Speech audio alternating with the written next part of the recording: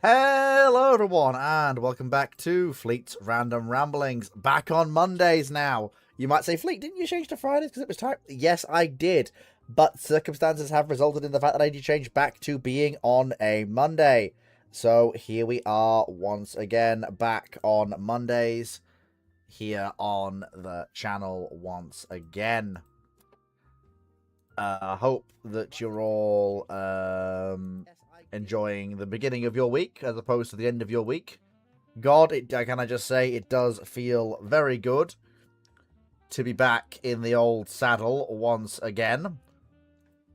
Back at it on the good old Mondays.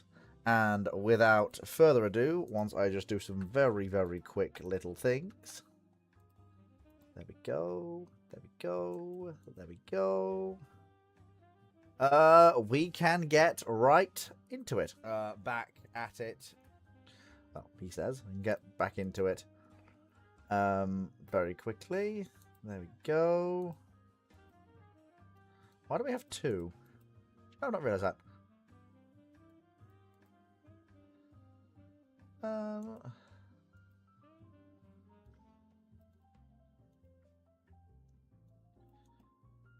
And there we go. There we go. There we go. There we go. Right, there we are. And we are back at work once again. Starting with the Patreon questions from Timu on Patreon. He's got some real zingers this week. So we'll start with these. Timu Locker on Patreon asks, Evening Fleet, fellow naval history nerd here. Well, yes, Timu, I know. I know who you are. You've been asking questions for about a year now. I'm very well aware you are a naval history nerd. Gotta ask, which real historical scrap would you fancy having a proper crack at refighting in Rule the Waves 3? Retaining Fleet's doctrine and all.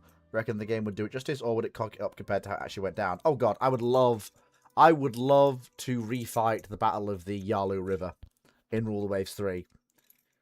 Basically give both sides an even shake of it and see if the Chinese would have actually smashed the Japanese to match wood. If they'd have had actual training and gunpowder.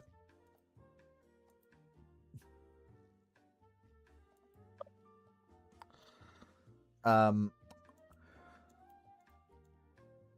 then his second question, as per, because I delayed it from Friday.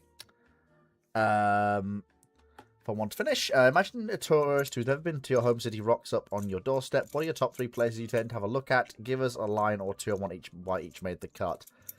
Well, here's the thing. I don't really know Sheffield that well. Yes, it's my city, but I'm not a city dweller per se. I live in the suburbs.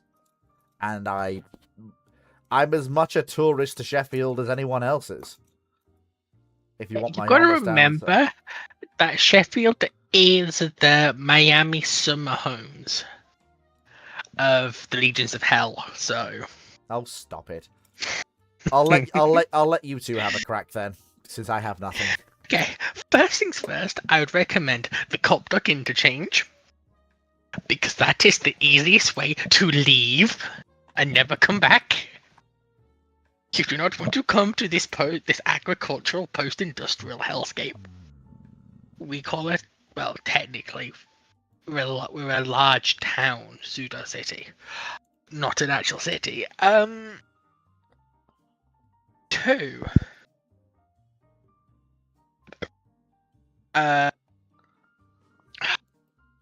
Chantry Park and Ride, because that'll take you to Felixstowe, the significantly better place. That's also a coastal town.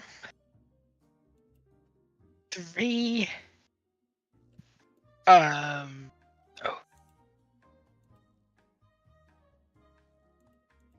If you must stay in this godforsaken county, I would recommend you go. what's it called again?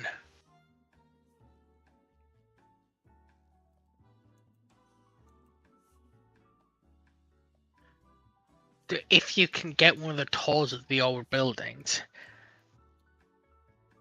BT Marshall on Heath, which is the place where the phone network saw its early development. It's one of the first switchboards in the world. And it's been in operation ever since. And they do tours of the old buildings. Until 1992, they were still all classified. Damn.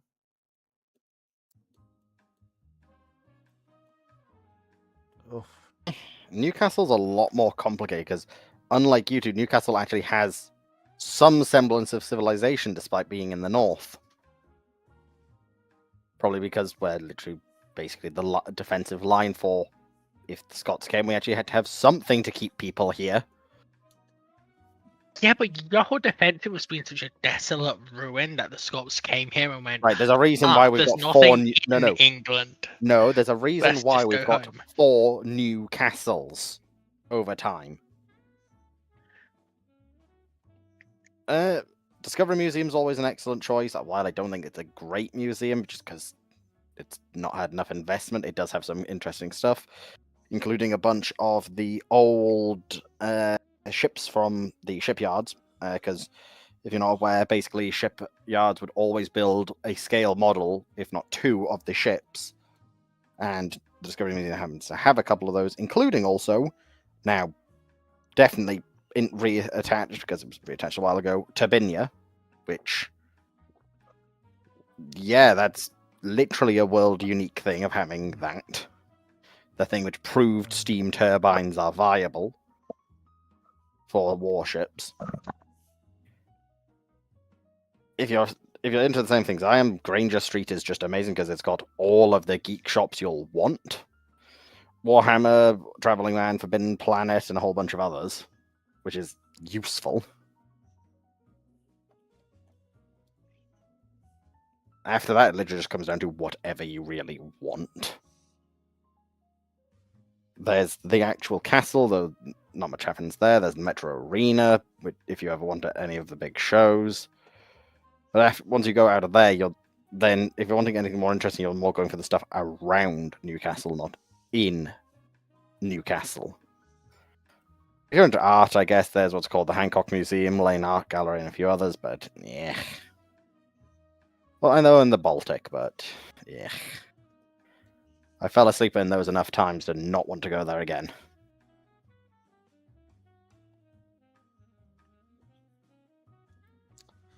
Define interesting, Petch. Oh dear, I'm tired. Because overall, its infrastructure is actually pretty effective. Can confirm, Tyne Metro is a marvelous thing. Driving around's simple if you actually can read the roads. Even Indeed. for someone who doesn't drive, it's simple. Indeed, To actually understand this is what you do. And for someone who has driven through Newcastle once or twice, it's fairly easy to navigate. Unironically, as someone who does not drive, I was able to help someone who does drive navigate throughout the entire city so we could avoid toll roads.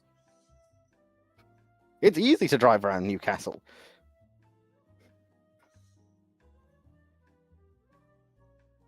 But yeah. And also, it's got another advantage. You don't have to drive because we've actually got decent public infrastructure. The buses are on time 90% of the time, unless you're taking the 306 in a very specific location.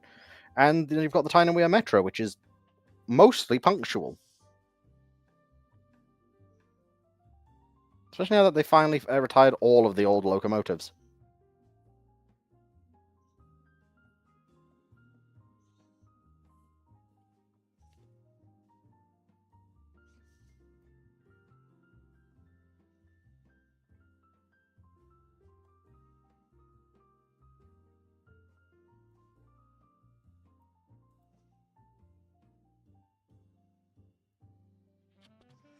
Oh dear.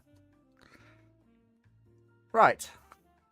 Since we don't have a Discord question, because Slayers doesn't count being preloaded before ramblings, which you're not supposed to do. He knows this. We'll start with a YouTube question from Knight. Check my pins quickly. Because it's one of The those again. sword of justice. Right, okay. So it's basically Knight6831 on YouTube asks, in any Empire turned Commonwealth, who would design British SLBMs as you would not see them use US Polaris? We already discussed this, I think, last week or 2 weeks ago. And what naming scheme you see the British using? They would do a joint program with the French. They both want the same thing. And in this case, despite everything that's occurring, if the history's gone the same, the only way to realistically get an SLBM quickly and effectively for the strike role that both will be envisaging, which is pointed at the Soviets, there is literally no harm in working with the French. As to who would build them, probably some form of Anglo-French consortium, although with slightly more French lean, since you know what the French are like when it comes to things like nuclear weapons. But let's be honest, if the British were happy to basically have American weapons with British warheads, then they're going to be perfectly fine to have French weapons with British warheads. And in terms of naming scheme, spin a wheel of bullshittium names and just see what you get, quite frankly. Because that's no more accurate than what we would give you. Anyone have any objections to that?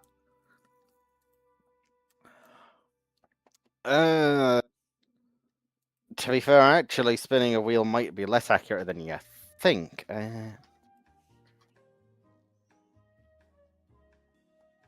Wasn't there one of the rainbow weapons, Foxo, that was meant to be something along those lines? Oh. For what? What's it called? Submarine-launched ballistic missile. No. The rainbow weapons refer to the warheads, not the delivery systems. That's statistically false. Okay, no, For instance, Blue Duck, an anti-submarine Oh, missile. you mean those? Yeah. Yes, I mean. I thought you meant stuff like Violent Club. Violent No, Club. I think Violet Club was still part of it. But yeah, no, Violet Club. Yeah, no, Violet Club refers to the entire thing, not just the warhead. Okay. But yeah, basically take a British colour and then stick something else on the end of it. That's probably as accurate as we could give you. British are very pragmatic in this period. Largely out of necessity.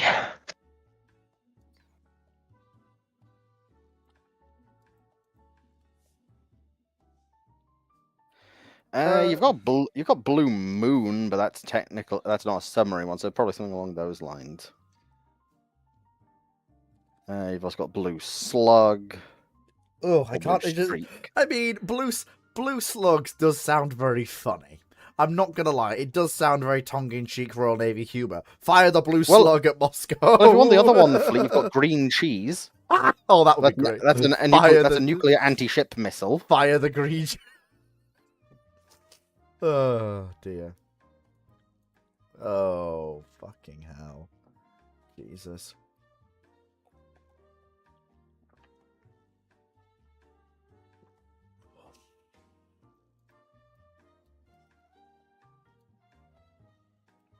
Right.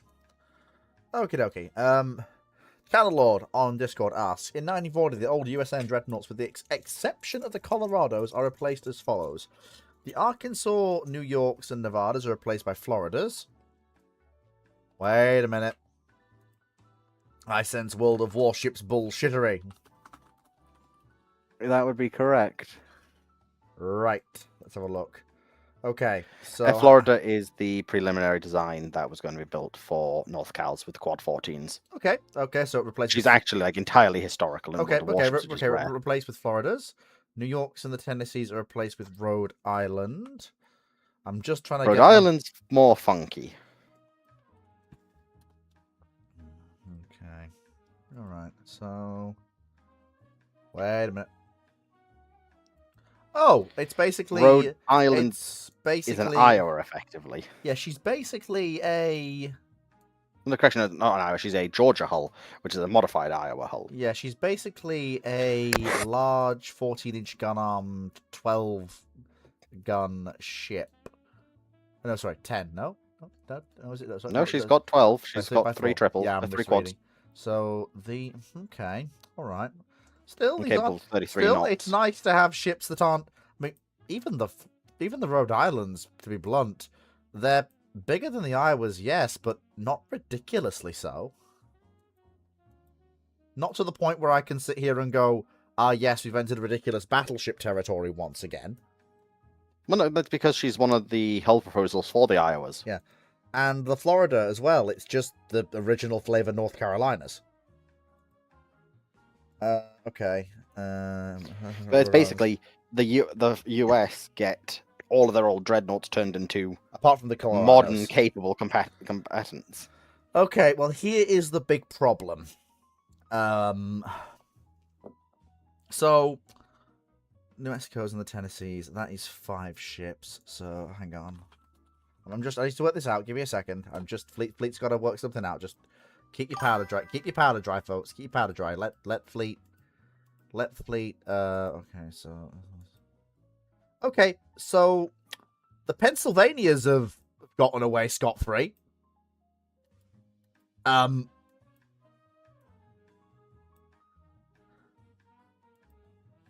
you mean Pennsylvania has basically gotten away. No, I guess depends if Pennsylvania and Arizona. Harbor. Yeah, no, Pennsylvania and like he's mentioned the Nevadas, the New Yorks, the Arkansas, and the New Mexicos and the Tennessees. He's not mentioned the Pennsylvania class, so they're still there. So they just get basically decommissioned practically.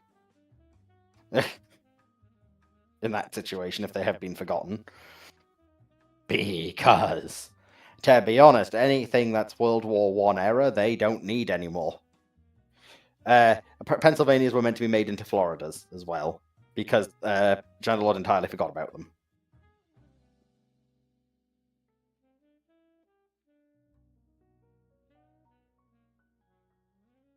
Which reminds me, I need to get Pennsylvania and Project Stardust while it's still around. You do need the Colorados for rear line duties. They are useful for that. Having rear line capital ships is actually quite useful, especially ones that can tote 16-inch guns around. Since you are still short on 16s. Yes, the 14s they're planning to put on these ships were good, but the 16-inch 50 of the Colorados was a very good weapon.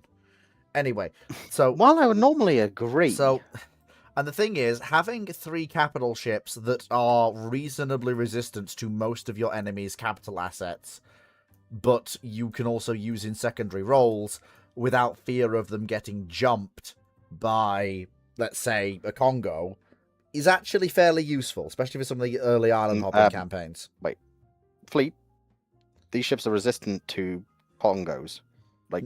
No, Rhode Islands are basically immune. Well, yes, no, I know that, but you didn't. The point I'm making is these ships are going to be running around doing the active part of the war.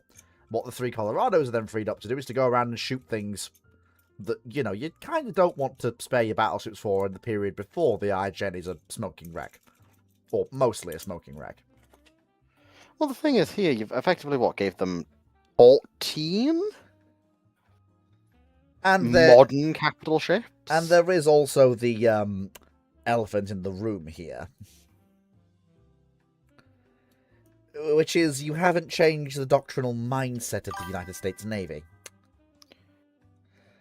While the Rhode Islands, given their speed, will probably be out with the carriers as escorts. I have no doubt of that. The same cannot be said for the Florida class. You haven't changed the mindset of the United States Navy. And you also haven't changed the calculus that led to the concentration of the Pacific Fleet at Pearl Harbor. And as even more advanced as these ships are, unfortunately, they're nowhere near advanced enough to resist any better the pounding the fleet takes at Pearl Harbor. Yes, they are. Not really. Yes, they are. No, they're not. Yeah, they are. No, they're not. These are literally right. So first of all, these I are don't care how it's modern 11 modern capital ships. I don't. Also, they explicitly are designed with decks and systems to make bombing far less effective, especially the Rhode Islands. Yeah, okay, we can answer this. How thick's the deck on the Rhode Island? But the Rhode Islands aren't gonna. I already said the Rhode Islands are not the ships that are going to be at Pearl Harbor. They will be. No, they'll be out with the carriers, given their speed, since the U.S. Navy wanted ships to work with the carriers, the Floridas also have these high speeds. No, they don't. They're 28 knot ships. That's still high speed. No, still have them. It's high speed, but it's not. You already have more than enough ships to work with the carriers in the Rhode Islands. But in general, and also we're looking at ships with 5-inch decks, right? Multiple actually. They got, to begin with, the World of Warships one has a 38mm top deck. It then has a second deck beneath that of another 38mm, and then finally the actual Citadel roof, which is another 30. So basically, you've got effectively three levels of decks that's armored. Against the bombs the Japanese are dropping at Pearl Harbor, the ones they've specifically designed for Pearl Harbor, it doesn't matter. And they are no better protected against torpedoes. They are significantly better protected than torpedoes. The Japanese have another wave if they need it, which will be more than enough to put the ships down. B, they will still be taken completely by surprise, which hasn't changed. No, all these ships have a functioning radar. That doesn't. There was radar on fucking the island as it was. It doesn't fucking matter. On the island. That doesn't. For the fact of the matter, let Foxo finish. This the historical illiteracy here is fucking shocking. Fleet. The historical raid's going to do a lot less damage. Because you're going from ships that have a singular strengthened torpedo bulkhead to ships with dedicated, segmented, modern torpedo defense systems rated against modern torpedoes. That's going to heavily minimize the damage those torpedoes do. There are enough torpedoes to fundamentally not care. American torpedo defense systems for the battleships didn't work. I'm not saying they didn't work. What I'm saying is that given the amount of torpedoes available, the amount of bombs available, the fact that not all of the raid was committed, and given the fact that they were feeding back information to the carriers to judge what was going on, the reason the second wave wasn't committed, whilst yes, it was partially out of a desire to break off cleanly, given they'd done their job, the fact was they could break off at that point because the raid had been successful. The majority of the battleships at Pearl Harbor had been sunk or incapacitated. If it is necessary, the third wave can and will be launched. And that will remedy, and even if somehow, by a miracle, these capital ships are somehow more intact, which I highly doubt.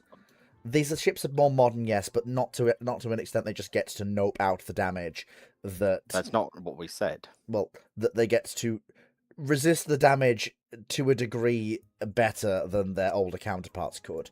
The sheer amount of damage being inflicted here is such that you could put an Iowa there and it wouldn't change it. You could put a Montana there and it wouldn't change it. Yes, it would. No, right. I'm now going to step in because Arizona is lost to 4 armor-piercing bombs. She takes 1 straight into her magazine, so that's what does her in. Oklahoma is hit by 5 torpedoes all on one side in areas where she is weak to torpedoes. West Virginia is hit by 2 bombs and 7 torpedoes, sunk, but overall minimal damage. California, 2 bombs, 2 torpedoes, minimal damage, sunk due to the fact. Nevada, 6 bombs, 1 torpedo, beached.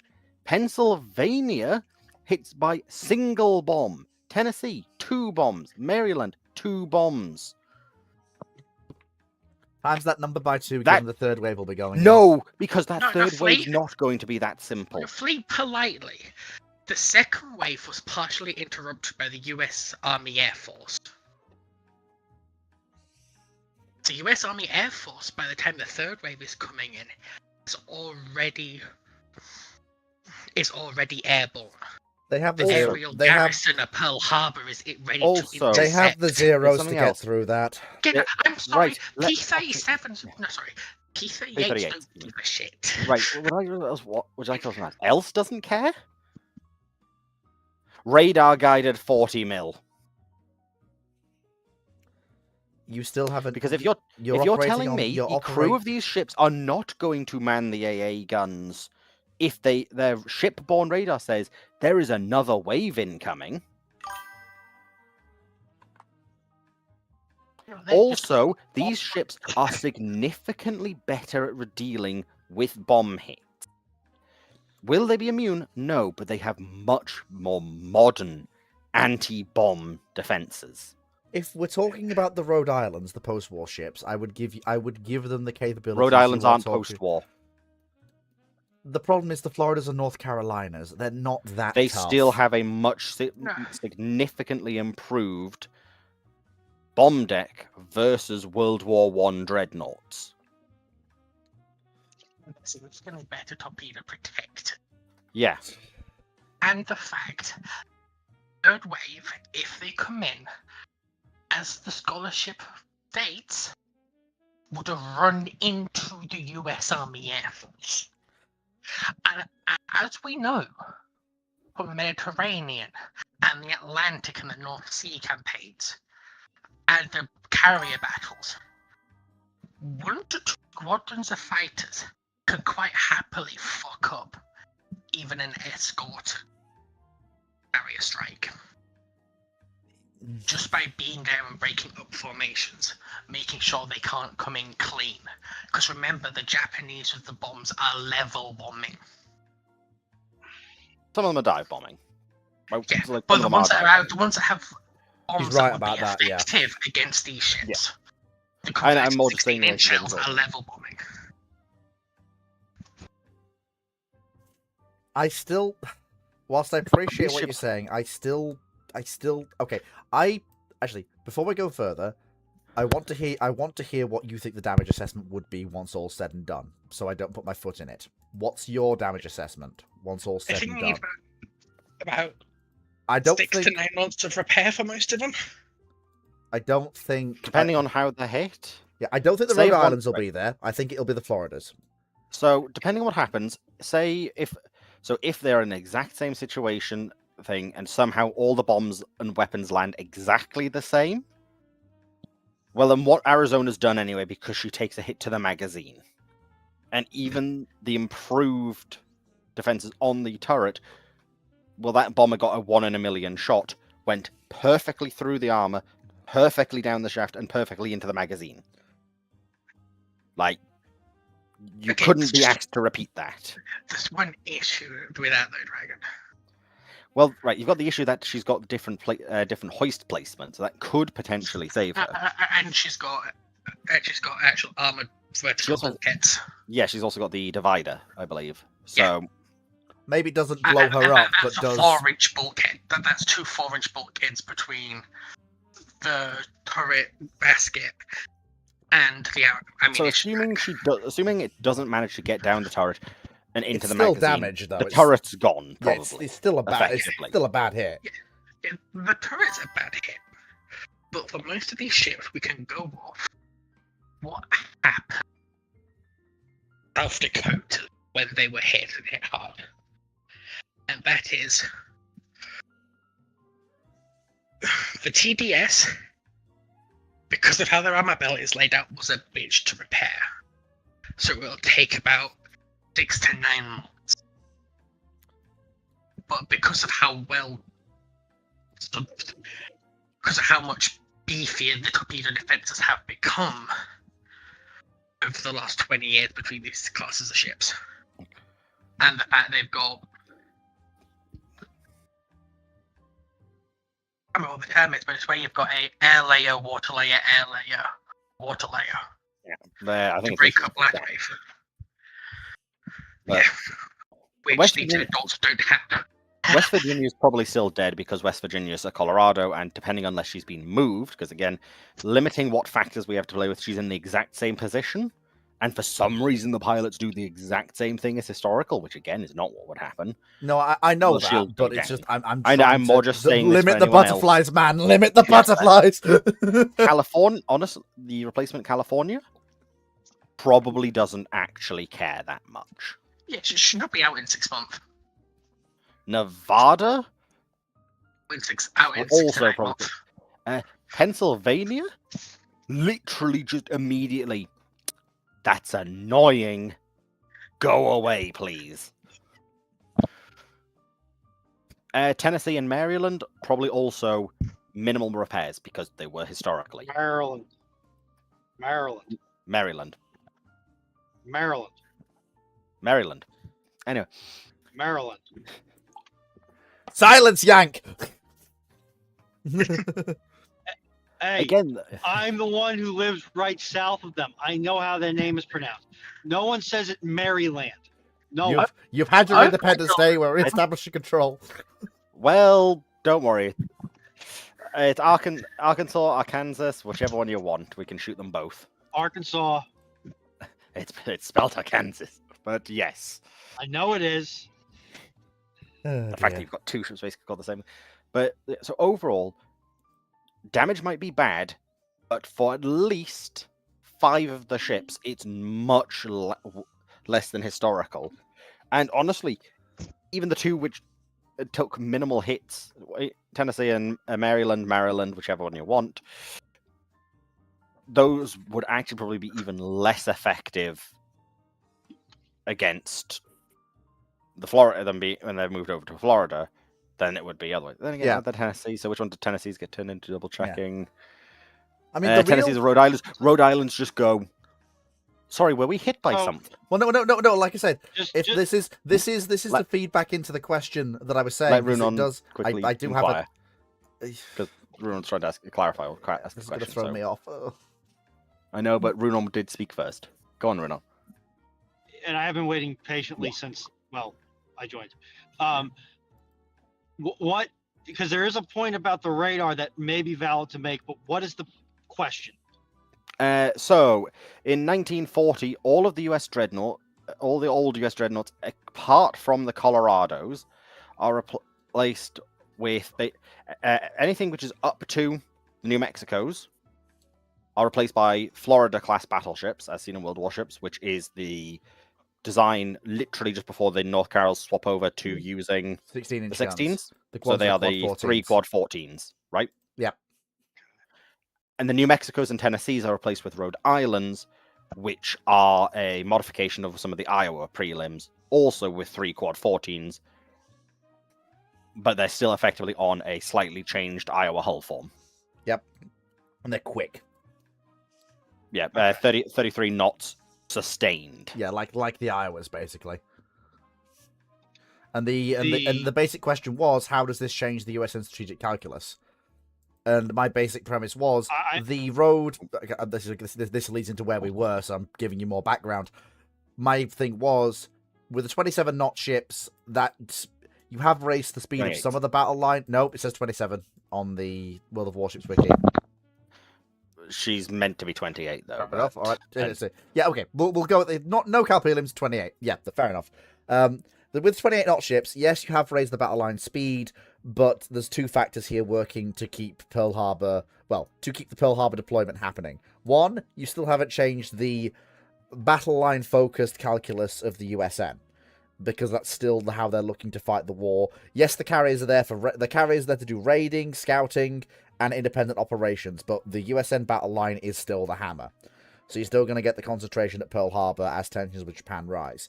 2, the Rhode Islands are probably not going to be at Pearl Harbor, because the Rhode Islands are an answer to something the USN has been wanting for nearly a decade and a half at this point, ever since the need for it came up in the fleet problems, a fast ship to be with the carrier raids, to provide heavy AA and, oh god, there's a Congo coming over the horizon moments.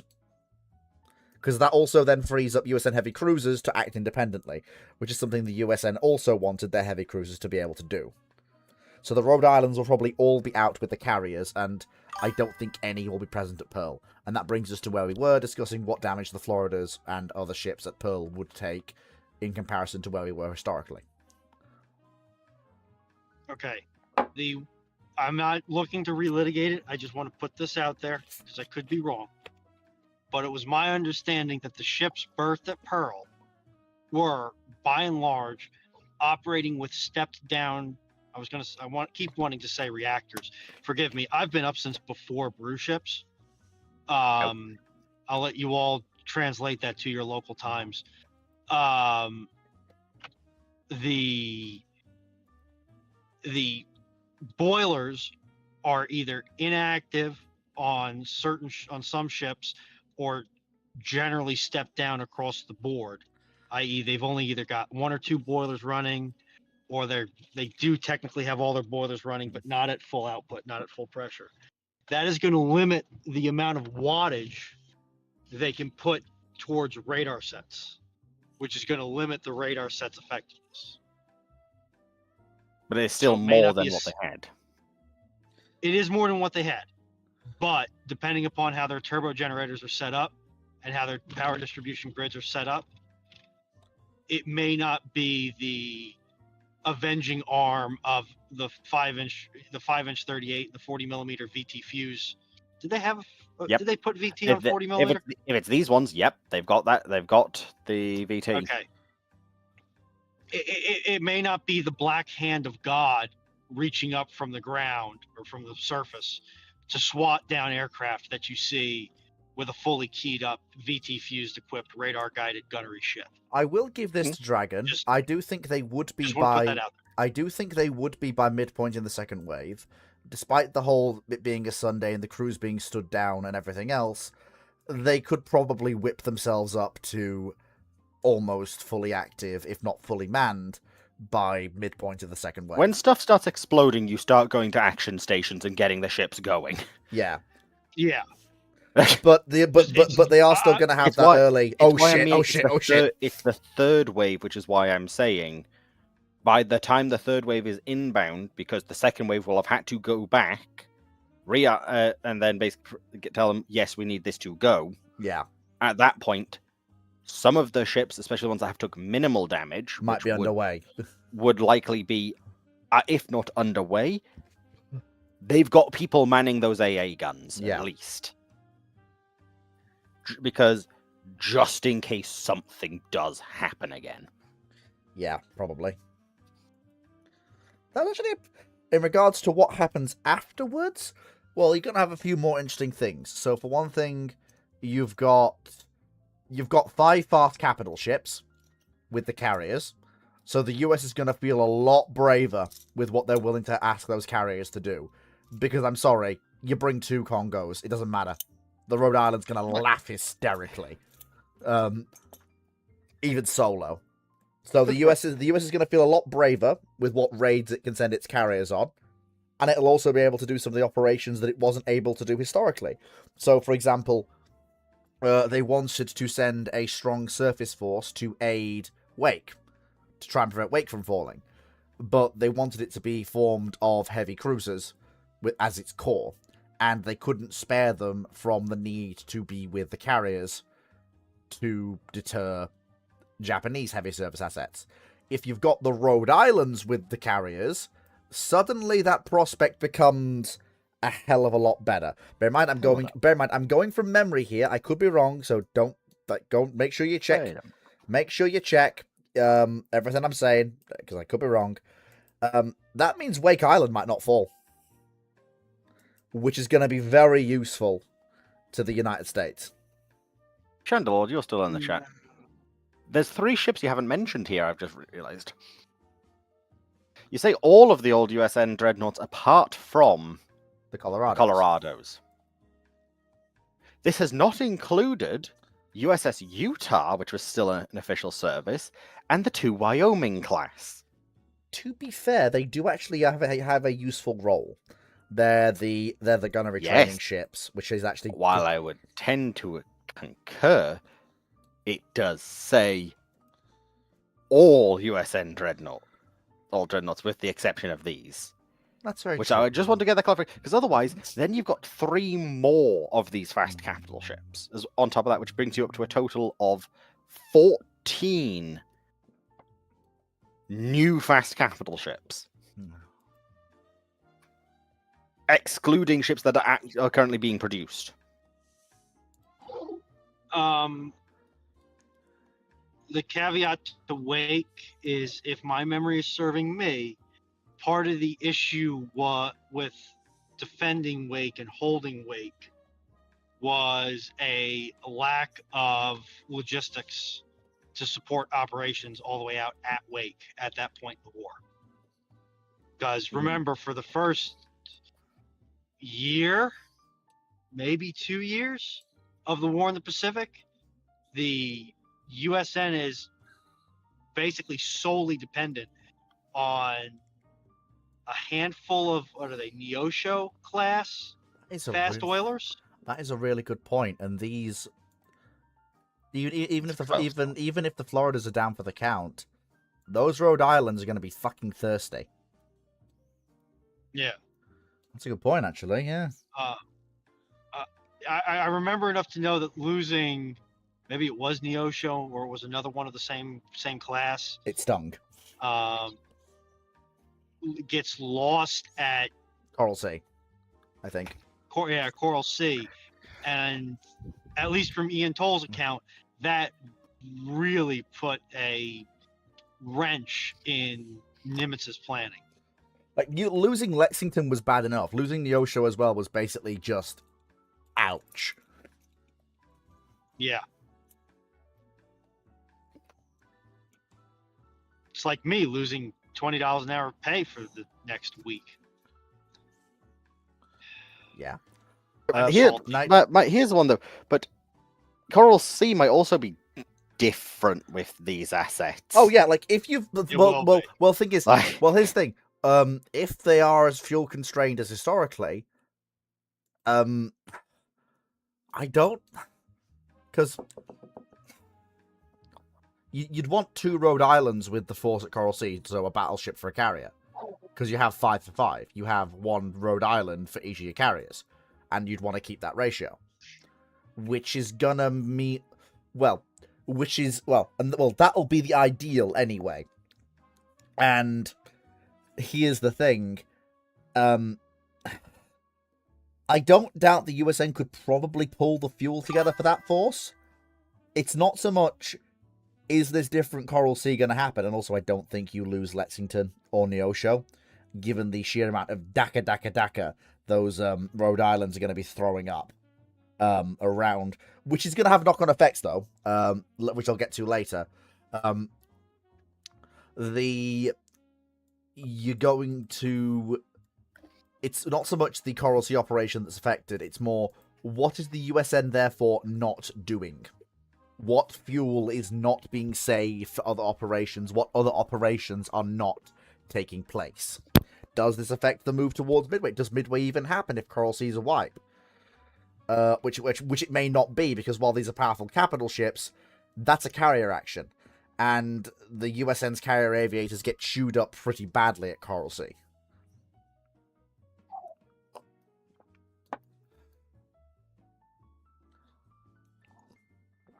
Meh. And here's also the other thing.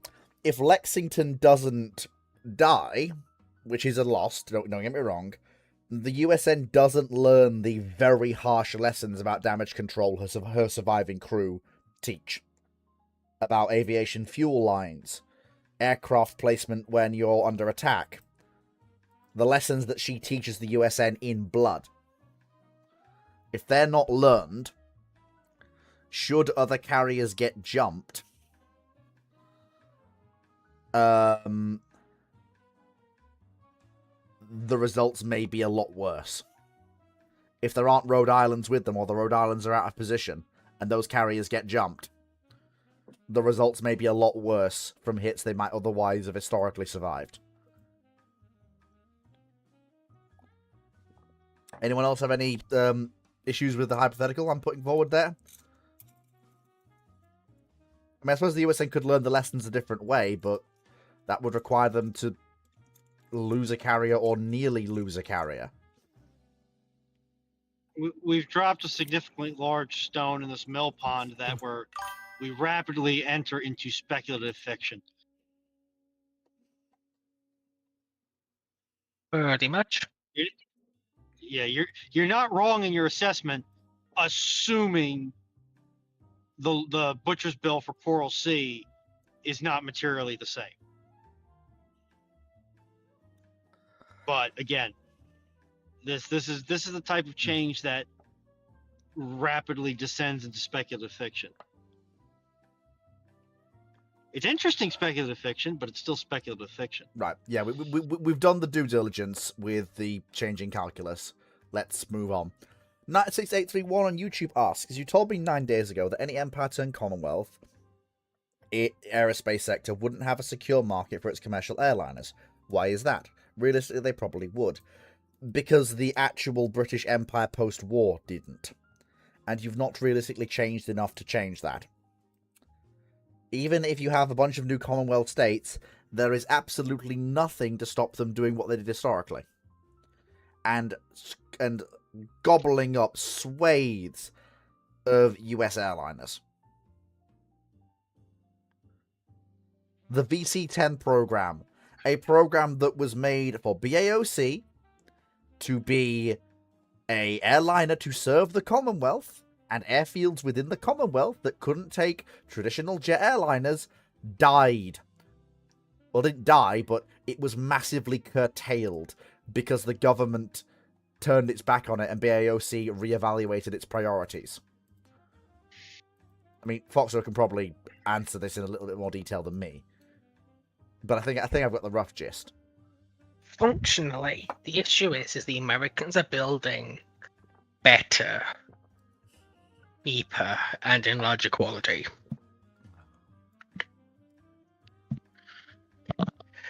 Because as much as I know you like to rag on about the Americans, and to a degree they deserve it, the 50s, 60s, and 70s American aviation industry was the singular best on the planet. You got quality and you got cheapness as well. With maybe the exception of engines.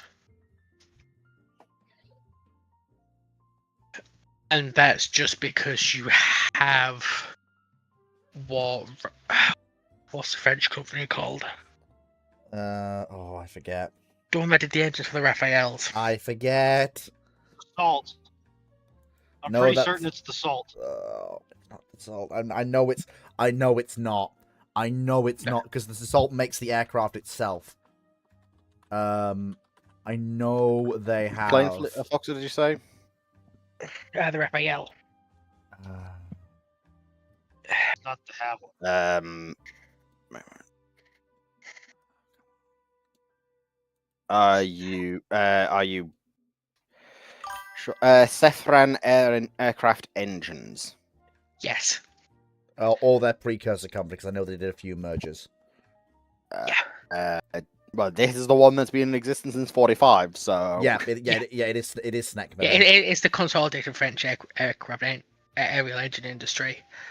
Yeah, and the only place that Europe can challenge the American aviation industry is when it comes to engines.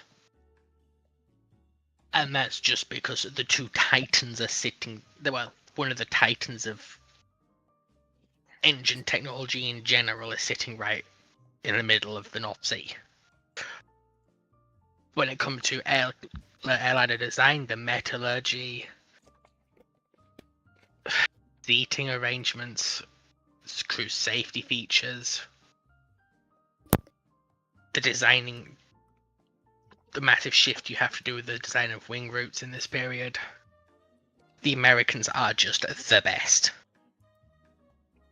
It's also and it's why they dominate. It's also worth pointing out for any Empire aerospace sector to have a secure market for commercial aviation, airliners, freighters, whatever, you would need imperial preference. If the Second World War has happened as historically, that imperial preference was butchered with a carving knife by the United States in 1945. In 43, when the Empire it ends on the verge of just default, the Americans bail it out, and that's one of the concessions Churchill's government makes for the bailout.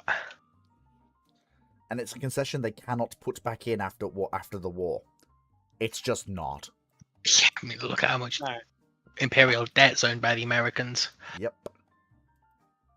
Honestly, that an example is the Suez Crisis. question. Go on. Yes. You kind of nulled it out, but my point or question was going to be, theoretically, under a Commonwealth setting, the British Commonwealth economy is either healthier in general or just more stable post-war. No. Was always my understanding. We That thought was so always too. my understanding of the premise. We thought so too, and then we looked at exactly what this Imperial Commonwealth of Knights actually was meant to be, and we went, no. He's Or not it's really... just you look at the economics of the Empire in World War World War Two, and it's like Congratulations. you're bankrupt in 43. It's like, congratulations. Like, even if your economy is somehow sturdier entering World War II somehow, you come out of the war not completely fucked, only mostly fucked. Congrats, and also Imperial preference is probably still fucking gone. Yeah, because what causes the route towards collapse is the fact that the British Empire's industrial base is just fucking gone. Fair enough. But the rest of my point was gonna be, assuming that is true, which it's not, unfortunately. If you have a stronger domestic market for airfare, because the middle class still has more money in their pockets to go strange and exciting places by air, does that change that calculus? But that's been killed at least twice. Okay, so if we take the assumption that the British economy can still sustain this and still has a middle class in the 50s, you're running into the issue that the Native American market is largely driven by the fact that the United States is a continent-spanning empire. And the only way to quickly and effectively get from California to New York is by plane. Well, once the plane becomes Unless you big, want to spend literal days on the train. day singular, but yes, I get what you mean. On questionable passenger rail. Not questionable. It was never Yeah, questionable. by 60s.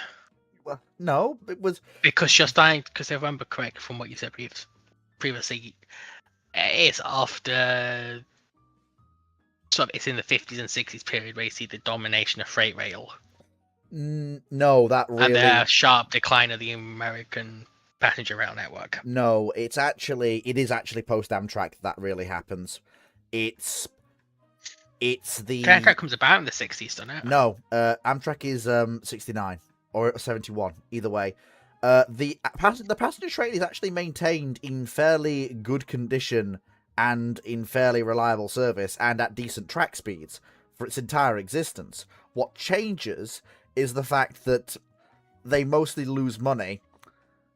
They either break even or lose money. The thing that kills the passenger train is the US Mail and Postal Service pulling their exclusive contract. And that's basically what leads to Amtrak. What the problem is anywhere that the passenger trains don't run regularly, the freight railroads are just having a really, really bad time, and track quality is massively degrading.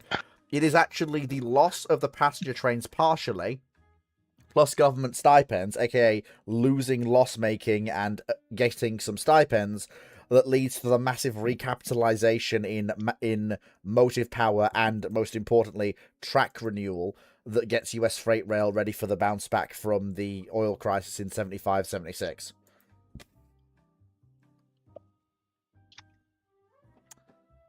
Okay. Yeah. Like there is I this, stand correct. yeah, there is this image of the decline of the American passenger train, and yes, it did decline, but it was more standards of, well, on some railroads, standards of service plus length of train. It was less. No, they didn't completely ignore maintenance. There was a bit of a malaise period in the late 60s, early 70s, which the oil crisis didn't help. But it was a very short period.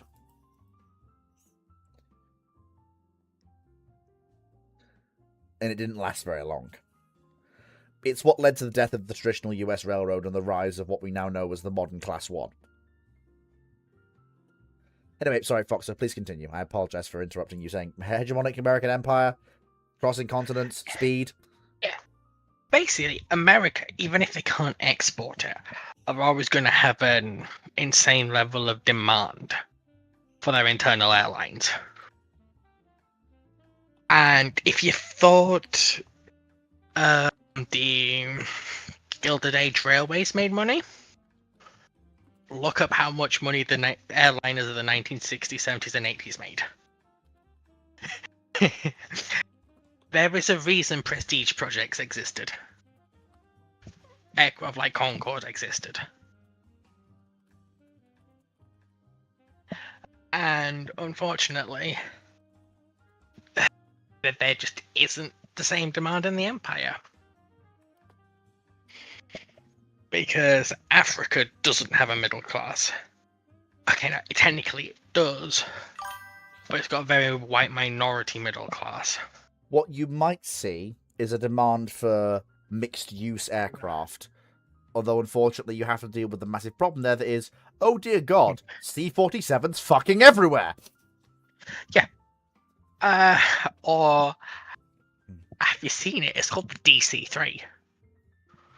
The post-colonial world loved the DC-3. With good fucking The British reason, it has to be Empire said. loved the C-47 and the DC-3. Oh God, yeah, I mean, with good fucking reason. Love those planes. Australia in the modern day is refitting DC-3s to turboprops. Bung a few gallons of 4-star in the engine, slap the tyres, off you fucking go. Yeah. And it's stuff like the DC-3 The thing is, that's not Europe even a just joke. Can't compete with. Yeah. Like I made it as a joke, but thinking about it, no, that's actually, yeah, that's a lot of post-colonial DC-3 ops in the 50s and 60s. That's what that is. Yeah. But yeah, so basically that's the problem. Even if there's more money and demand around, it's still not. Yeah.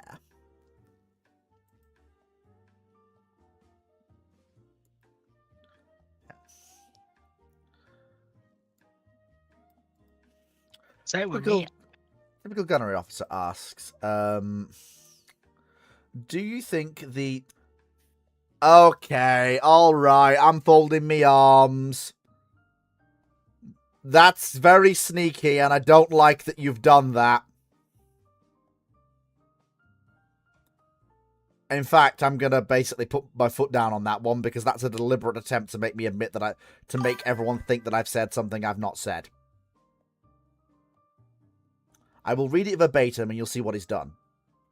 Typical Gunnery Officer asks, so you think that the Canadian Leopard 1 and 2 are much better than the original German Leopard 1 and 2 respectively, since Canadian build quality and tank on these tanks are better? That is a deliberate attempt to get me to endorse your point of view. I thought you better than that, sir. I think that's more just they forgot to put the do. Either it is, or it isn't. But unfortunately, given their track record, I am not inclined to give the benefit of the doubt.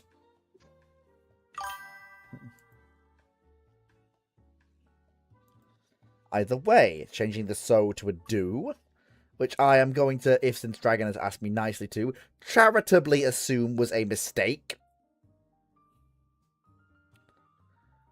No, they're not better. The German Leopard 1s and 2s were usually upgraded more and better built. Not by much. There's very little in it. A lot of the Canadian ones were German built, so Yeah.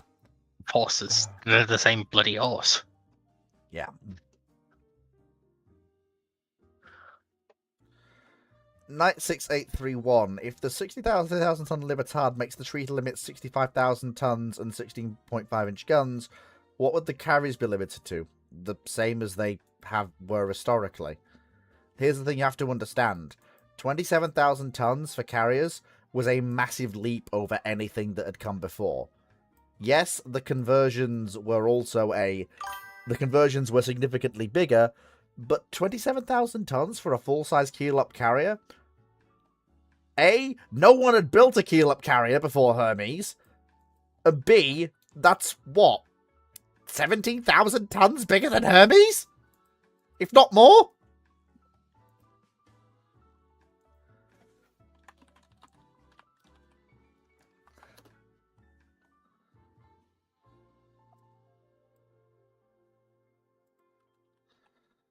You've got an Hello? HG Dragon.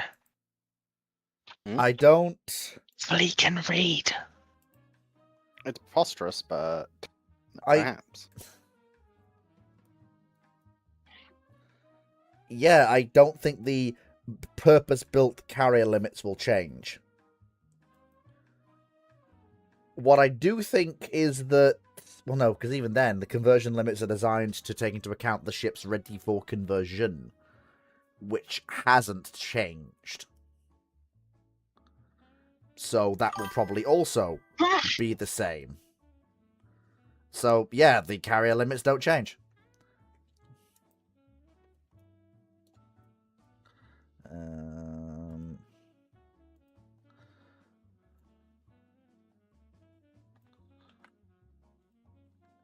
Apologies, that was a very much morale boosting phone call that I needed to get. Very good.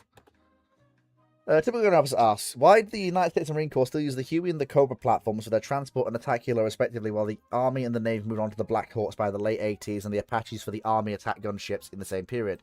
One very simple reason. These are old, reliable, well-built platforms that were very, very easy to overbuild and make cold soak capable and salt resistant.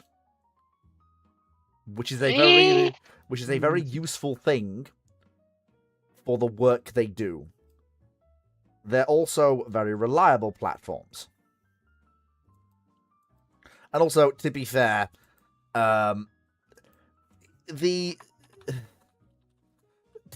brutally honest, the US Marine Corps current iterations of those airframes are so far removed from what came before that it's almost comical.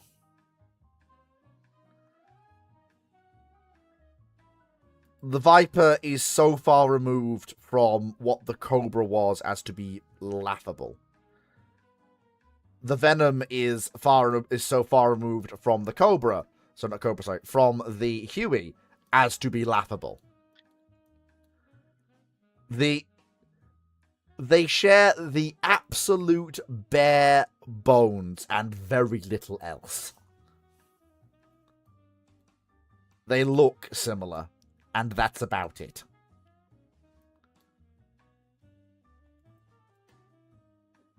And also because the US Marine Corps is so hateful of change, which they kind of are. I will point out from secondhand experience that a lot of it is the U.S. Marine Corps has a very tiny budget relative to its sibling services. So it can't really afford a lot of change.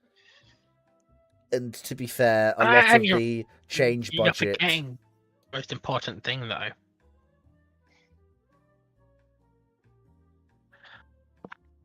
And that's that. The Huey stuck around a lot longer in pretty much every American branch for a lot longer than people think. Even after its replacements came in. Because, especially after Vietnam, they trained engineers and aircrew for them by the thousands. And if the helicopter still does its job, you still have people in the military trained for it. And do you really want to spend, $30,000-$40,000 to retrain them on a newer platform? Oh, when the Huey's right there. and also the bling for a lot of the replacements for certain mid-tier tactical airlift transports in the Marine Corps went on the crash machine. Yeah. And also, For this those who in don't know, the crash machine. McNamara's era and post-Magnum era, where the US military is having to go, oh, we actually do need to... That number, the budget, that actually matters, and Congress doesn't like it when we overspend. Huh. Shocking. Where do we find money for the F-14, F-15, and the Marines, and all the ships we need? The Huey shall live forever. The helicopters still work, don't they? It's like everyone's like B-52s be like living forever in Star Trek. Meanwhile, the Federation Marine Corps boards it's super duper Venoms, and the super duper Vipers take off to provide close air support. I do think that Foxo has hit the nail squarely on the head. It's a thing of, yes, we can have this notionally better airframe for the same role, but then we have to spend $30,000 and $40,000 per air crew person, per air crewman, to retrain them on this completely new airframe with a completely divergent set of maintenance requirements and setups and basic assumptions.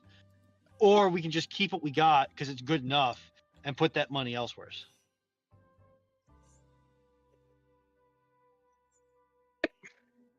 Basically, Everybody makes.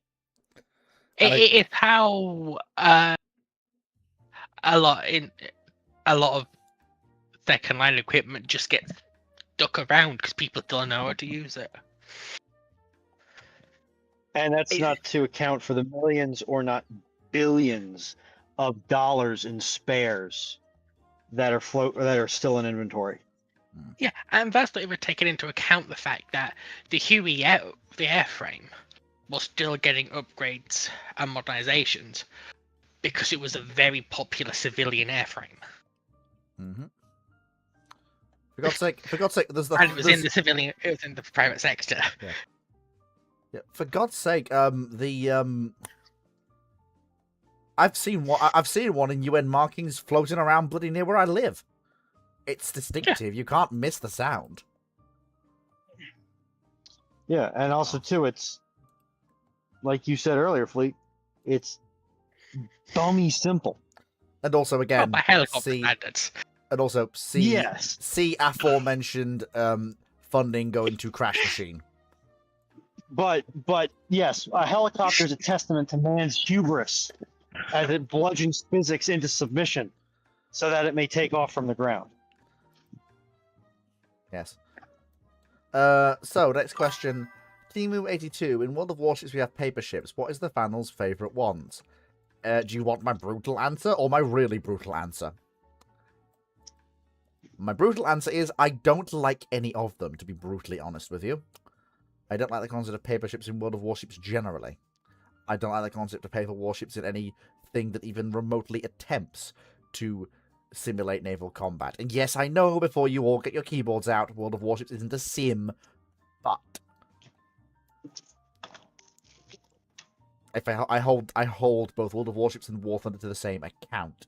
If it wasn't flight tested, if it didn't undergo sea trials, if there wasn't things, quite frankly, it really shouldn't be in either of those games. But then, Fleet, but it shouldn't but then, Fleet, you've got no game. That is my personal opinion. And I understand why they've done it, but I have a personal opinion. I know why they've done what they've done, but because of my opinion, I don't like any of them. So then you force rule the waves and such to be historically accurate then, right? With all the ship designs. That is different. No, it's not. Yes, it is. It's attempting to simulate naval combat. Yes, but the difference with Rule the Waves is that everyone... It's a game he enjoys. No. Yes, it is. Yeah, No, it is that. no, Hopefully, by no, what I'm you've just said, I'm sorry. by any I'm sorry. game What which is this? attempts What to is this? simulate What naval is this? combat, What is this? What is this false equivalent bullshit we're doing here? Like, by any no. game that attempts to simulate naval combat, if it was not built, designed, and tested, therefore it should not be in the game. There is a difference between games. These are your words. There is a Come on, you know exactly what I meant. Don't be a facetious twat. I'm proving why the argument. While I understand what you're saying, the argument completely falls flat. No, it fucking doesn't. You're literally using the English language to make a bullshit point. Welcome to the English language. Stop being a cunt. No, that's her job. And she hasn't started Okay, yet. we are on YouTube, so. Hey, I've not Shit. said. Hey, I've not said. Hey, Foxwell, I have not said anything.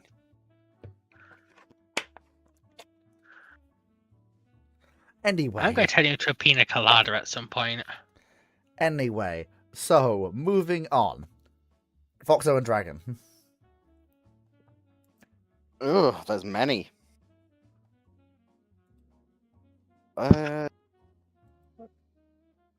Because World of Warship actually, tries to have a game more than just, yes, this person just wins. And also, it's almost like paper ships have different level of paper. I guess there's nuances. I have an opinion. You don't have to like it, and you don't have to try and change it either. I'm not trying to. Like I said, I'm not trying to change anything. Like I said, you'll note the caveat. I understand the why they've done it. I don't have to like it, but I can understand the why. For instance, if I'm going off solely historical designs that never had a chance to hit the water, well then yes, something like Kearsarge or perhaps the Soviet battleship Lenin would jump to mind. As those are excellent designs that never really had a chance to go anywhere. Give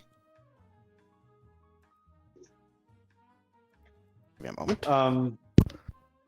I never got to the Tears and Wows or, God help me, War Thunder, where I was getting into mostly paper ships, so I don't really have an opinion. But I always like the Sovietsky Soyuzes because of the what could have been. Mm-hmm. I also like Kearsarge. Another British ship I absolutely adore, which I think would be interesting, but is once again a paper ship, even if it was a real design, would be HMS Nottingham, which was a 1920s plan for a very impressive cruiser. If I more than allow myself to go into the realm of this is really weird, you have HMS Defence, which is one of my personal favorites, which is basically a mini Nelson, but now using KGV guns in terms of twins. Or perhaps something like the Karl 14th Johan, a Swedish battleship. I suppose if I did have to put away my opinion for a minute and go off ships that I like, generally, as never words outside of the context of World of Warships, the Leons and the Normandies. See? You can do it.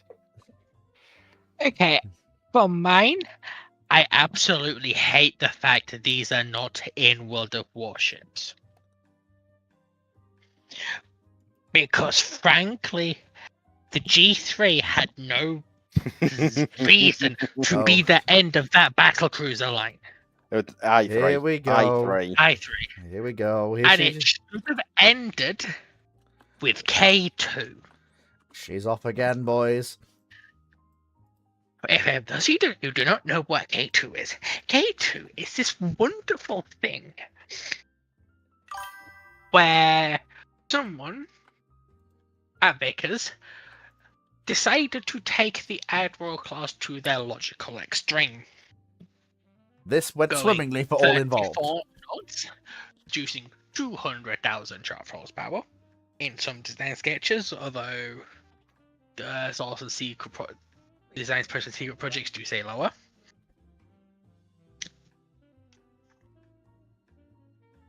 With a 12-inch belt, a 4-inch deck, an 8 18-inch guns in Hood's layout. That should have been the tier 10 for the Royal Navy battlecruisers.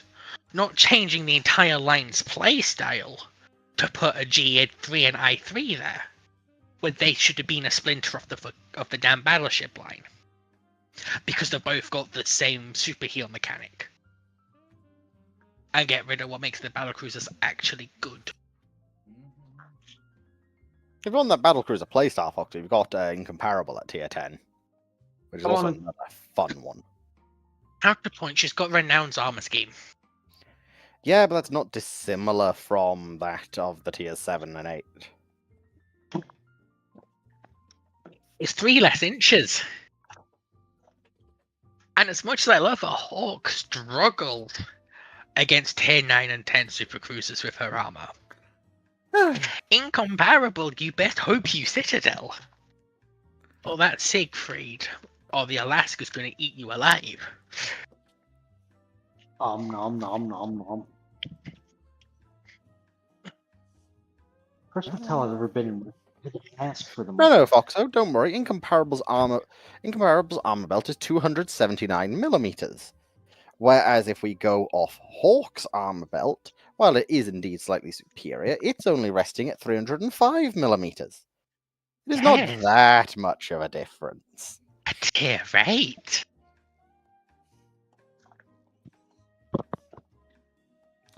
Okay. You will notice that tier 8 is, by happen chance, significantly lower than. Okay, now we're It's getting em- into the weeds of actual gameplay. We're a little bit off the question. Zeton is a weird battle cruiser Okay. concept that the Germans dug up. Um, Wargaming dug up for the Germans, which they decided to place a Star Destroyer style superstructure on. Well, I say that technically Yeah. speaking, it's more superstructure that you Grafspec. see on the Deutschlands. Yeah. But So That next, ship class is a mistake. next question. Typical gunner officer asks, do you think the old M163 VADS or the older M42 Duster with HIT rounds for 20mm, one proximity fuse or canister rounds for 40mm would be a cheaper and viable anti-drone platform for today's warfare? Yes, that's literally... You congratulations, you've literally hit upon the first thing that most armies that had those systems thought of. But there's a reason that that NATO's looking at dragging up the old NATO 35mm. Mm-hmm. There's a reason why there have been lots of orders for Rheinmetall's 35mm gun system for static defense of key targets. Why Ukraine has 8 of the Okay. bloody things.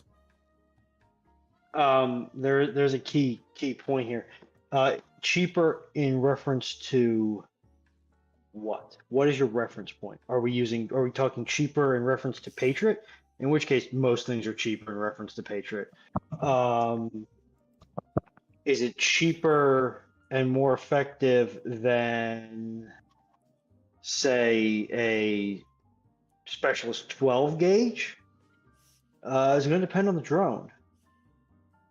Because these FPV drones, you may need something that is chambered in something like a 12 gauge, whether it's man-animated or semi-automated or fully automated, because you may not be able to get a 20 mic to move quick enough to engage an FPV drone.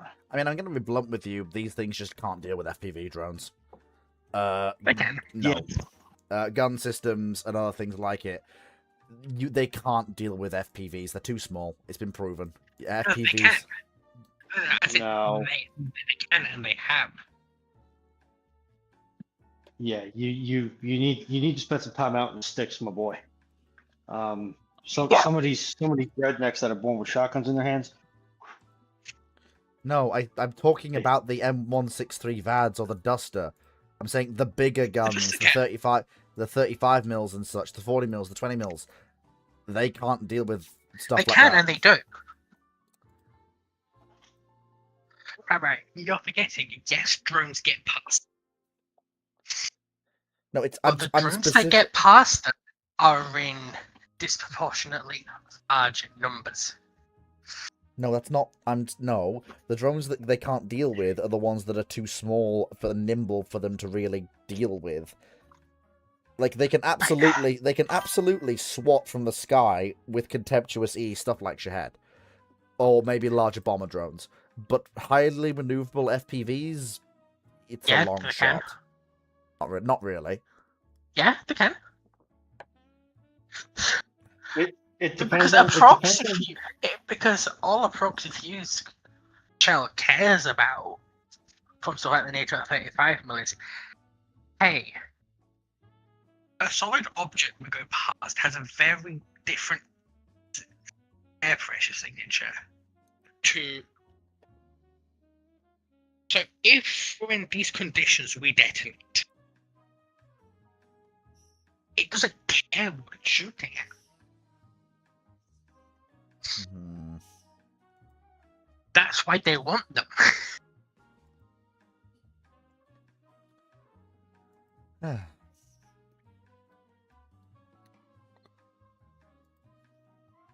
Because like, you're falling for confirmation bias, Fleet. Where do you see large amounts of successful FPV drone attacks? Where there's no short range air defense.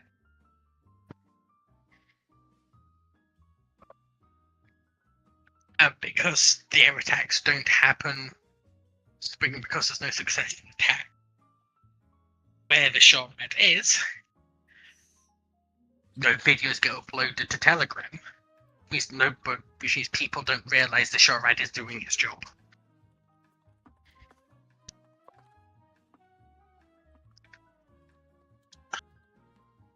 No, Foxer, you're falling for the opposite of confirmation bias.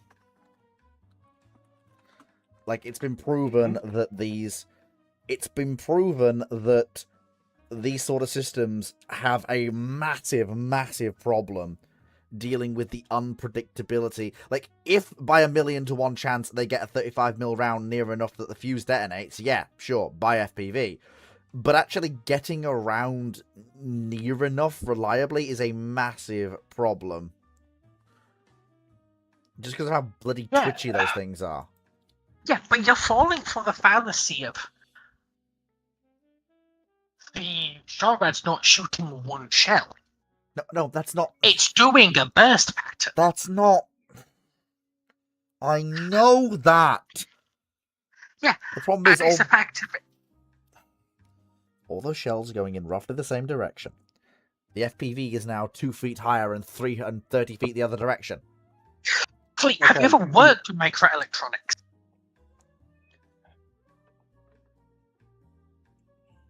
Well, 3 feet isn't that big of a.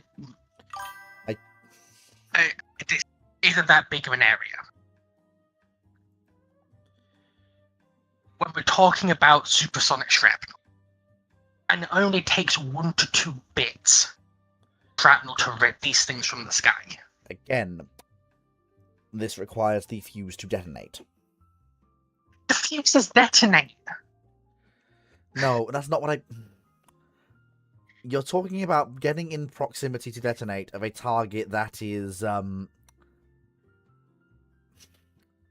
very small compared to what these shells have been designed to fuse against. So They are physically no, this. They are physically small, yes. But a quadcopter, by their nature, for their size, has an absolutely massive radar cross signature. And they are loud. It's not detecting them that's the problem. The problem is if the fucking FPV pilot is doing what the FPV pilots do by standard doctrine and is not flying in a state and level line, but is instead knowing he's near contact, even if unengaged, throwing the thing around the sky. If they don't, do you want to know why they don't? Because they have to use terminal collisions and ballistic arcs because of EMC suites. Depends on if it's a. So the EMC suite is parked next to the SHORAD. It cuts the connection to the pilot, and so it goes on its terminal cause phase, which is pre-programmed. Then the SHORAD swats it from the sky. It depends. It depends. Please, for the love of God, the two of you, shut up for a second, okay? Both of you, shut up. the critical thing here is going to be engagement time. That is what's going to determine everything. If you have something that pops up within a certain window, something like Duster's not going to be able to get a bracket on it. There's going to be a minimum distance on a system like Duster. That said, these things are putting out a pattern of shells that are measured in meters in their effective range. It doesn't matter how much you juke that drone when it's in the effective range. There's going to be a shell going off nearby it.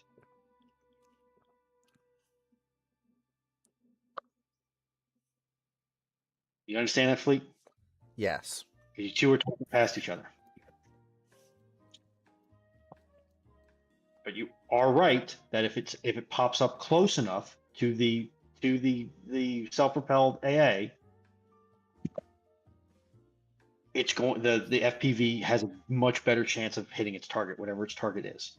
But if it's inside or it's approaching the SPAA's effective range, it's going to get mulched. I think that's a good compromise to leave it on. It's unless Foxo has a rebuttal, because she does microelectronics far better than I do. And she may want to shove my head up my ass and out my neck, which is entirely possible. It's just what you're saying be accurate if you were looking at a one Duster going against one unit of FPV drones. The issue is that you're not looking at a singular SHORAD unit, a singular anti-aircraft vehicle. You're looking at even Ukraine's using them in batteries to 3 with a dedicated jamming system. I would So the only ones that can get into effective range are the front lines. Currently are the fiber optic cables. Fiber optic cables, as we've seen, are really vulnerable to burst shrapnel, be it from stuff like AKs to 30mm BMP3 autocannons. And the M2 Gepards they've got. And it's a case of when they're operating as they should be in a unit on both sides, the SHORAD isn't there to shoot down the drones. The SHORAD is there to protect the jammer that's interdicting every single hostile FPV drone in a 100-mile radius. To make sure nothing sneaks up with it with fiber optic cables. And unless something's gone really wrong, these units are 10-15 miles behind the front line. So if FPV drone operators are popping up close by to sneak drones in, you've got bigger issues. Because there's probably some guy with a RPG hiding in that tree line that's about to pop your SBAU.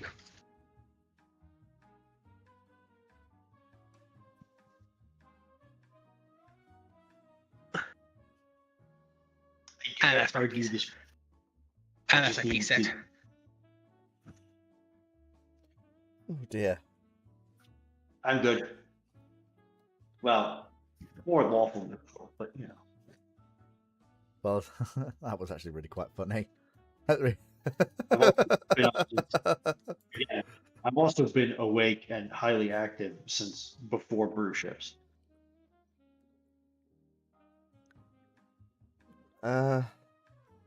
Ooh. What? Okay. Dragon Foxo, I'm gonna read this aloud, but I don't I don't understand.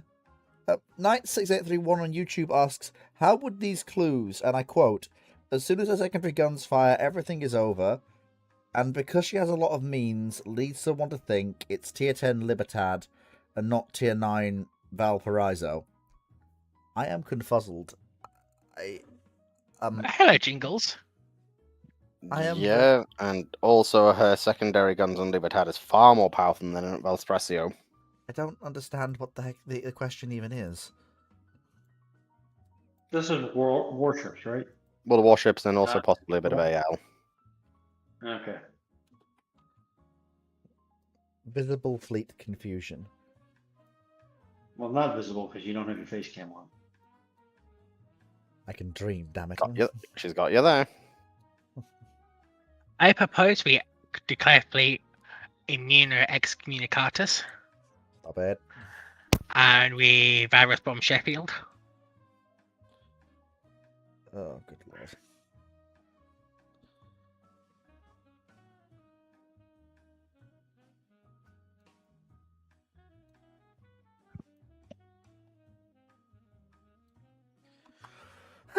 Okay.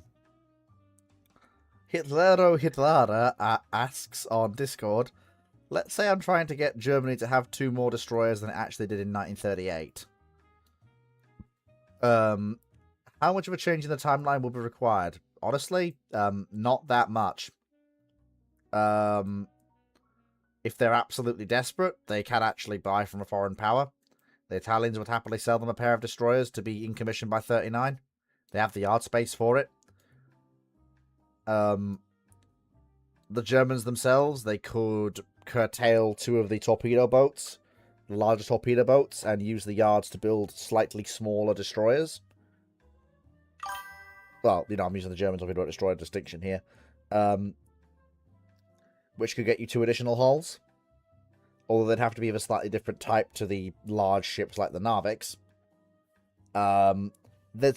There are lots of options here.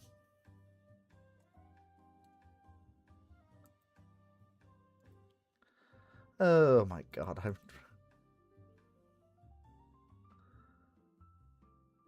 Goblins. It's for Azul. Right, okay. Yeah, that makes... Yeah, I don't play... I don't play Azulane. I don't even read Azulane. I don't even... It's not even in the same ballpark as my mind. Cheese Slaw Town? Do I even want to know what that is? Probably not. Knight6831 asks, with the Royal Navy's first-rate ships of the line, why was 131 guns the limit the Iron would stop at? Why was 100 to 120 gun the seeming regular limit for the Royal Navy first-rate ships of the line? Because anything bigger significantly would cause them to work to pieces far too quickly for anyone's liking. Ask the Spanish how well overgunning a ship of the line to a certain extent and overbuilding it to a certain extent served them with Santissima Trinidad. She was very hard to handle. She worked herself to pieces aggressively quickly. And she was generally more trouble than she was worth. But part of that was because she was a 4-decker. And 4-deckers just don't work. and especially when you're building out of wood, right? There is very much a limit to how long you can build the ship. Indeed. And so your gun deck can only be so long. Indeed. Which is why you see as cannon get more and more refined and require less and less bracing and recoil systems with stuff like block and tackle. You see cannon numbers go up. But you still got the issue of cannon need volume. Only way to get volume is to go upwards. When you go upwards to 4-deckers, you have to get ships like Fleet mentions Santissima Trinidad, which are very short lifespan. A lot of work on the hull is required. And you want to know... it's going to be collapsing in on itself. Yeah, and you want to know what the first thing all the major navies do when seppings and improvements with iron framing come in? It means you can build wooden ships bigger. They go longer and bring the first rate back down to a 2-decker to improve their sailing lines. Yeah.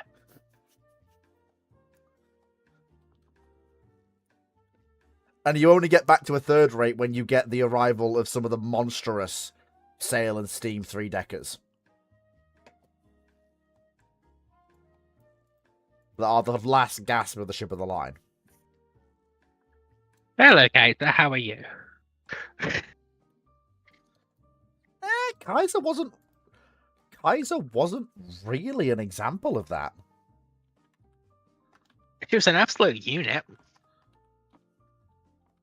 Then she was a 3-decker, remember correctly. We'll have a look. No, she was a 2-decker, 92 guns.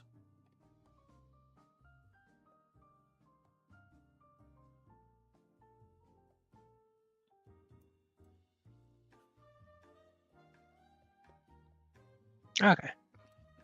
I was more thinking of ships like HMS Victoria.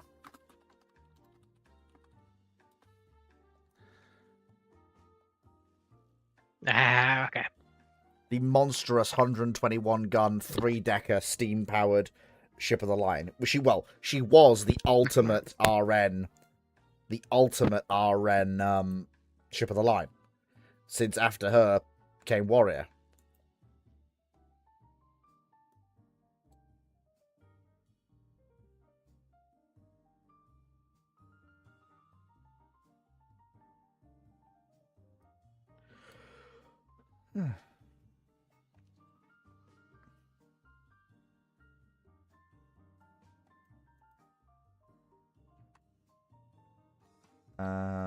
Right, okay. Channel Lord asks, how are you enjoying Democratic Lebanon so far, Fleet? I haven't yet. I'll probably start recording the first episode on Saturday, and then I'll have to edit it for it to come out. I still haven't decided what editing software I'm going to use. That's something for this later on this week to work through and figure out what I'm going to do. I will be putting out a casting call for newsreaders and people who will be part of the opening blurbs, as it were, that will open each episode. Dragon and Fox will probably no doubt feature Dr. Clark and Drac as well, if I can get them to record a few little lines for me every now and then. I mean, I hope you guys are ready for the most boring campaign you've ever seen. Because short of people coming to fight me, I can't really do much. Fight, fight, fight, fight, fight, fight. You're not very cocky-mocky, are you?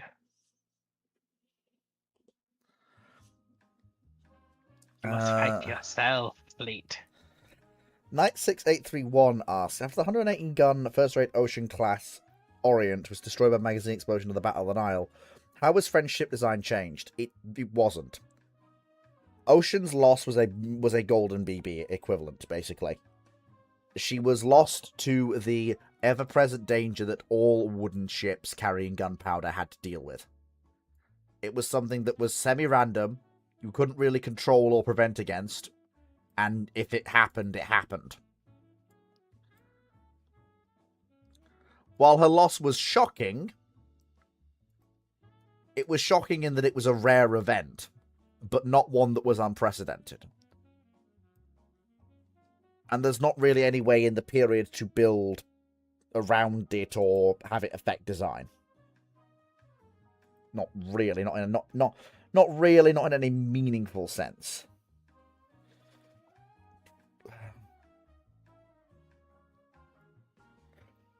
Given Foxo's penchant for weaponry, I'm going to leave this question to her. I need to take a 5-minute sabbatical. Can you read it out? Absolutely. Absolutely. I absolutely will. Channel Lord on Discord asks, how much hassle would it be to go Bohemian 1419, 1483, and 1618 on His Majesty's treasury?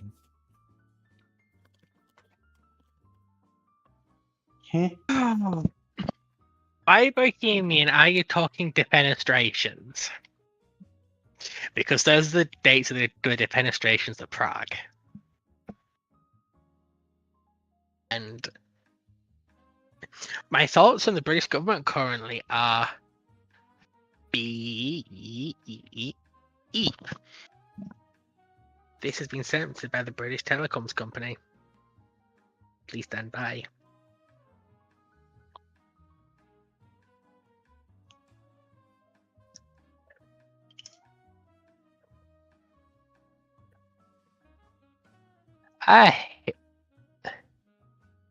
Hitalario Hitala. Is there a tung, sir? What the fuck's a tung, sir? Dragon help, I'm getting old. Kids these days. Help, I'm getting old, says the infant. Oh, I'm sorry. What's it like being on your third universe? Going on. Hey, let me just tell you, nobody could party like they could in the first century. I mean, those boys could throw a rager.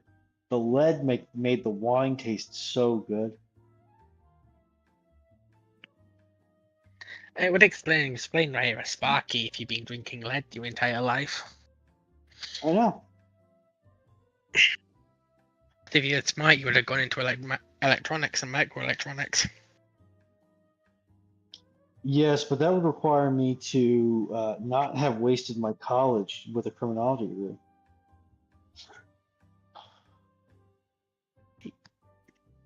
I won't make that joke.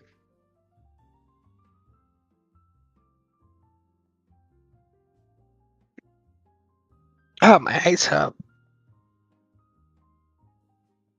Of course it does. Fuck so. You've been awake for over 30 hours. Damn, girl.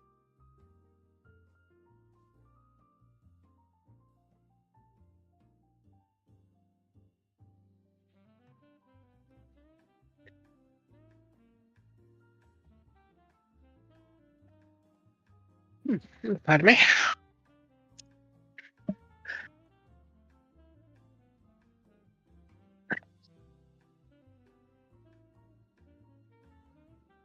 Slayer? My brother in Christ. I only start having issues when I've been up for over 40 hours. That's when I start to get the hallucinations. I'll be fine.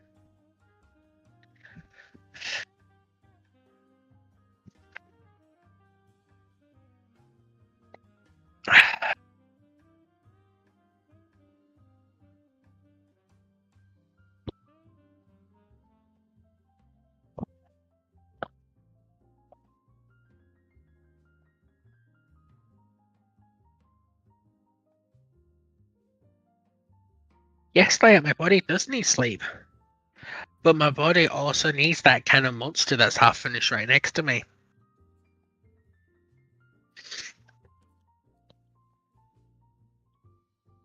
It's not talking to me yet, so I know I'm fine for falling asleep. I had 300 milligrams of caffeine this morning.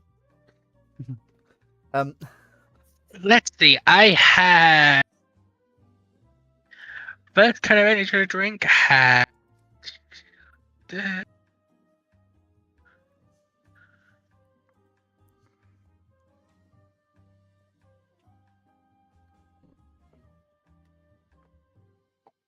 Let's see, 194 grams, 94 grams, 104 grams, 76 grams, and 60 grams.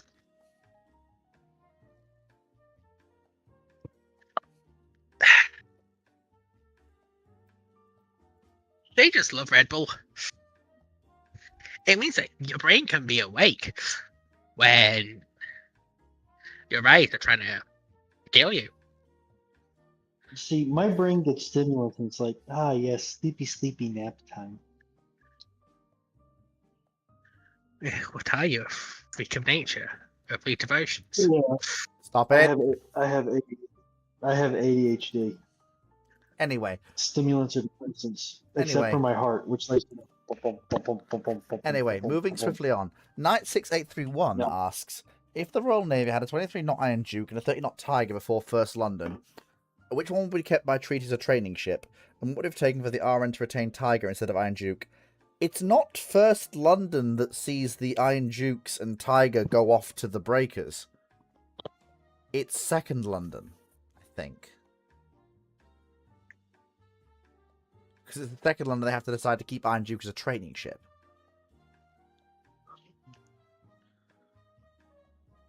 But if Tiger is 30 knots, despite her 13.5-inch guns, she would be argued to be kept, honestly, politely, over a Revenge-class battleship.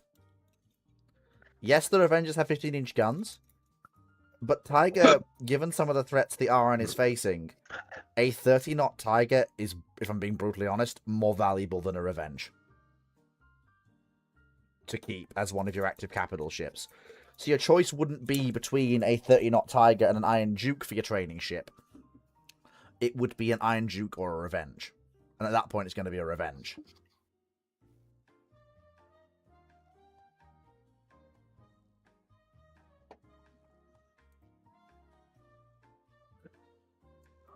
And we're just going to leave out how you've completely, basically changed History.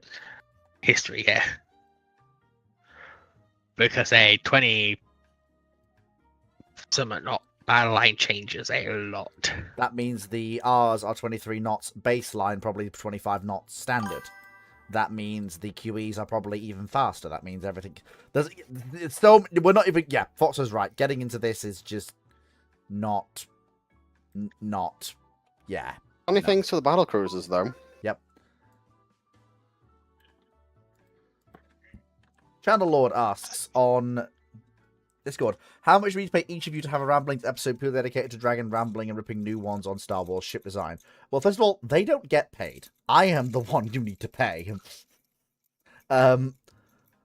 Secondly, for me, the price for that would probably be, since you're asking, £250, please. I don't think you understand. That's less than I was expecting. I don't think you understand. I'm not a price gouger, but if you're going to make me do this, which, to be fair, I would probably enjoy. Also, I'm pretty sure that's just going to be called like the first session of our new Star Wars D&D. Yeah. But yeah. So yeah. Like, I'm not a price gouger, but yes. If you're going to ask me what am I charging, I'm going to ask you to pay half a week's wages of my current job, because for God's sake, I need the money. that's not the worst of rates, actually. Like, unironically, while I do not recommend anyone do this, as it just Fleet's actually being very reasonable there in terms of I am the cost of that reasonable. sort of thing. I am reasonable. I like to think. Well, I'm more meaning like literally just going off of UK rates and such. That's not bad. Now, where's that stuff? It's about 80 an hour. That's not bad to bill at.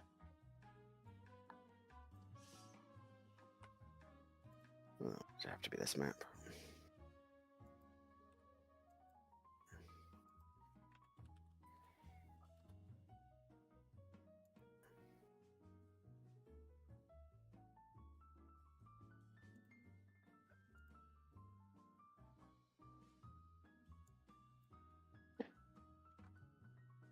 One second, I'm just doing a bit of research, tiny bit of research.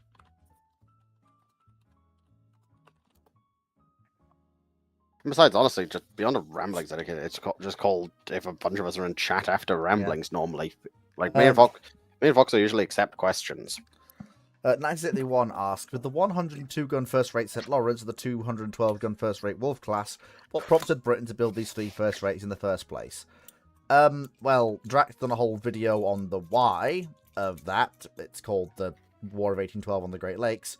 But to do a very short TLDR, they are basically the culmination of a naval race in miniature on the Great Lakes built to win that naval race decisively. That's why. And because controlling the Great Lakes was that important.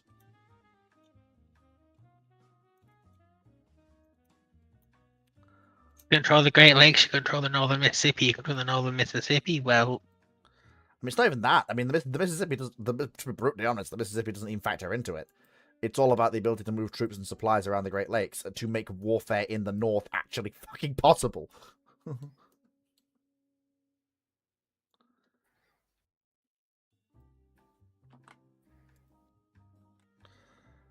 Slayer on Discord asks, what are the different opinions of the stage regarding the various modes War Thunder is trying as of late? Should they keep doing this, or should they focus their efforts elsewhere?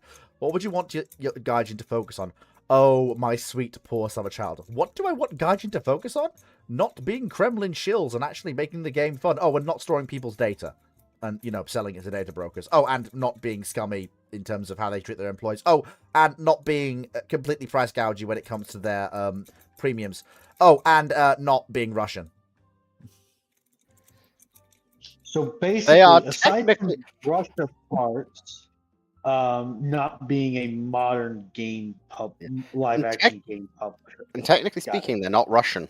I know. Look, I a lot of my response Very was kind technically. of yes, And I don't like it, but a lot of my response was kind of a meme, but the core of what I said is my true opinion.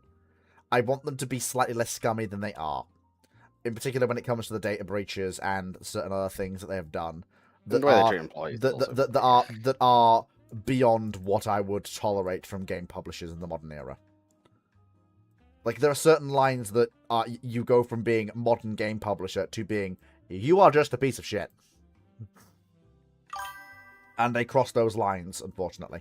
Well, I don't know. With Gaijin, I don't really know anymore, if I'm going to be brutally honest. They're just a fucking mess right now.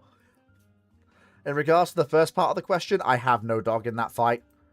I have played War Thunder twice this year. And both times I have almost immediately left it again as I found it boring.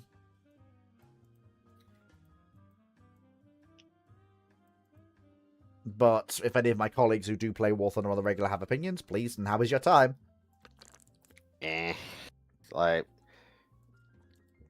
I'm not a huge fan of the modes.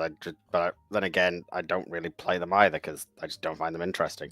I tried Nuclear Thunder because I wanted the strategic bombers, but it's a case of no, this is just awfully designed. I haven't played Thunderous Conflict in a hot minute, so I love that. Thunderous Conflict. Somebody get that man a medal. Woman a medal, I mean.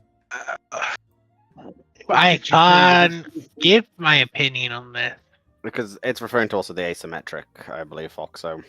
That's been announced. Yeah, and my opinion would get fleet demonetized. I'm not monetized anyway. It would make sure you are never monetized. 1 second. I will allow the Ramblings audience in the Discord to hear this. Dragon, ping me when she's done. Since I do value my friend's ability to actually have their opinions freely given.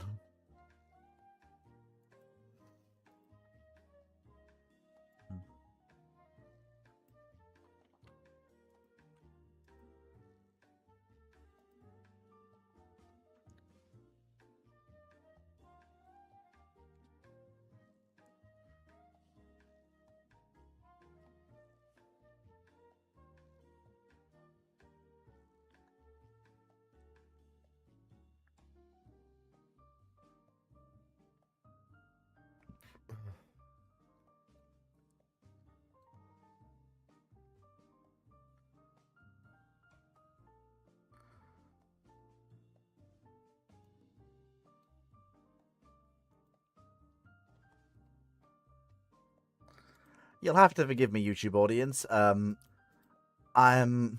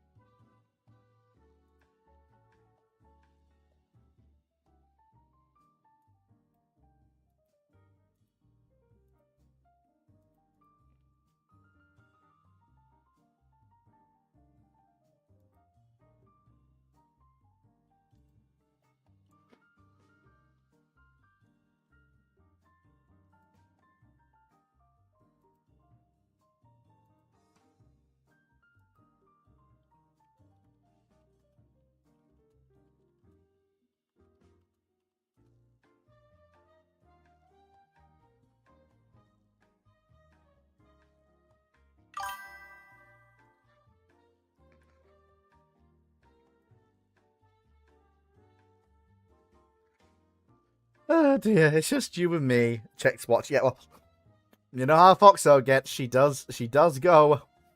She does go. Nothing wrong with that though.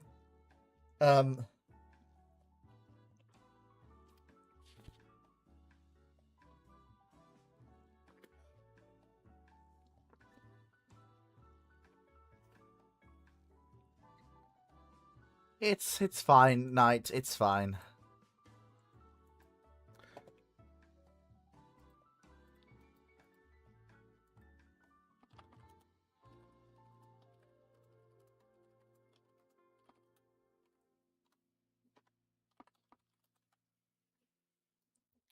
But yeah, while it's just you and me, Knight, basically, I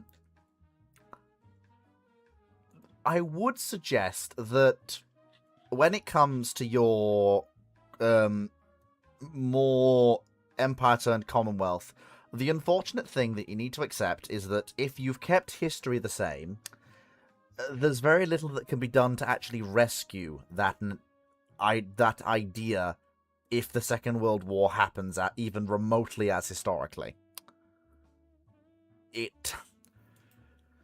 Without imperial preference, there's very little that can be done to preserve British industry against outside competition, which you would need to keep British manufacturing bases healthy. And even then, it might not be enough. And she's done. That tech priest I will need safely escaped from the bunker. After he left the bunker, though, that wasn't Titus's responsibility. I will need a TLDR after the live stream part of Ramblings is done. Violence. On what she said. Extreme violence. Graphic violence. Anyway, 1971 on YouTube asks, if selling HMS Vanguard to Chile had gone through, what would Brazil and Argentina do? Buy the carriers they were going to buy. Or rather, the carriers they did buy. Because fundamentally, that is a flat counter to Vanguard. If I'm going to be brutally honest with you.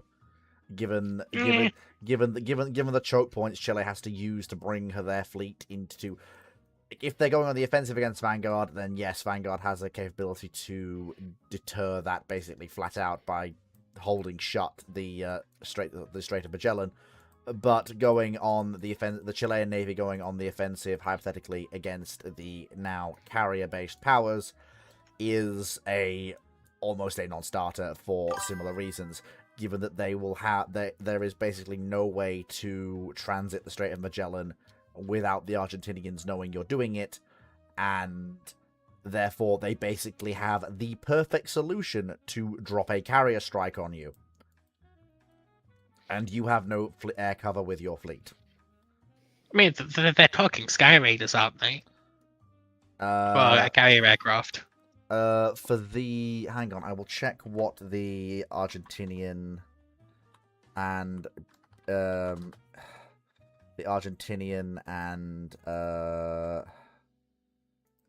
Chile and Brazilian carriers actually had.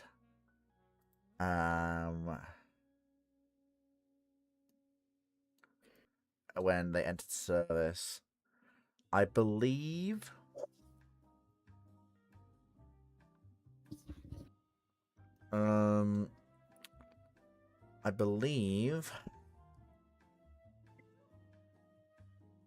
that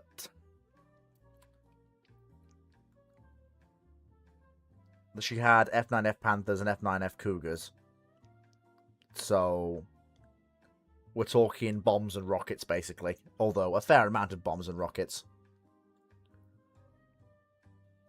Okay, then that's nowhere near as bad for Vanguard as one would expect. Then, of course, there is the Brazilian... Because that's since those aircraft are in the bracket that radar guided 40 mil and the 5.25 can effectively intercept. And the 5-inch 55 can effectively intercept. Yes, but it's nowhere near. Because they're not carrying guided munitions. So they have to coming in close. And they're not transonic.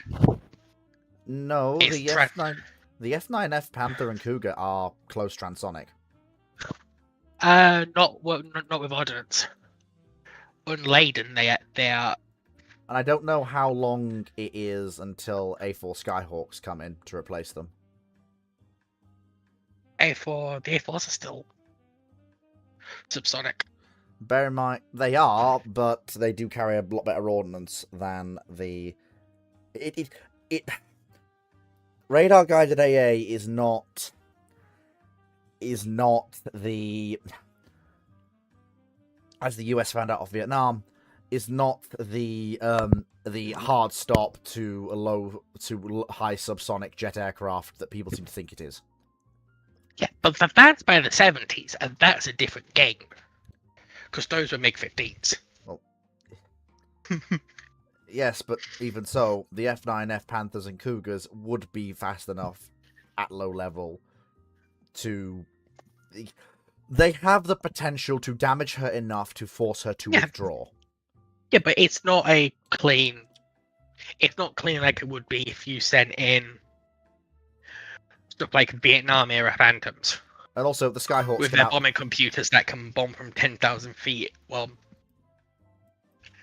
and also the Skyhawks can just kill her. The Skyhawks have the yeah, but they get us in 70s. To be fair, the Cinco de Mayo doesn't. And it's one of those cases of if Vanguard's still in her 45 feet in the 1970s, yeah, of course she's gonna go down. The thing you have to bear in mind is that the Chileans don't really have the money for rebuilds of any significant nature. They can replace some of the 40 mils with more. They can add some more blind fire. Maybe if they want to reduce their AA capability, add something like Seacat. For some reason. But beyond that, there's very little that, short of a refit, they do not have the money for. They can't really meaningfully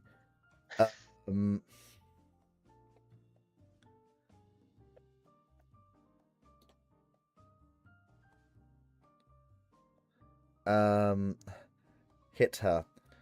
I'm also having real trouble figuring out exactly how long the F9F Panthers and Cougars stuck around for, because they acquire her in 69.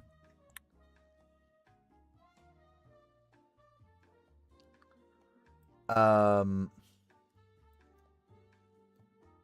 I don't know when she gets her trackers and A4s. What I also don't know is what the specs on the Brazilian carrier are. What we've basically created is an artificial stalemate, if I'm going to be brutally honest, which is basically what happened historically, minus the Chileans having a battleship. What you've created is a situation where no navy realistically has overmatch to push offensively against the other.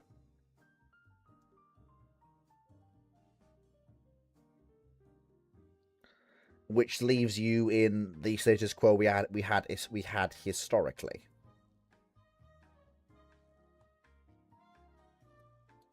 Because it's going to come down to is Chile dropping her, or are they going to put sea dart on her? No. I'm sorry. No. There's like I said, this case that comes under the refits they physically cannot afford.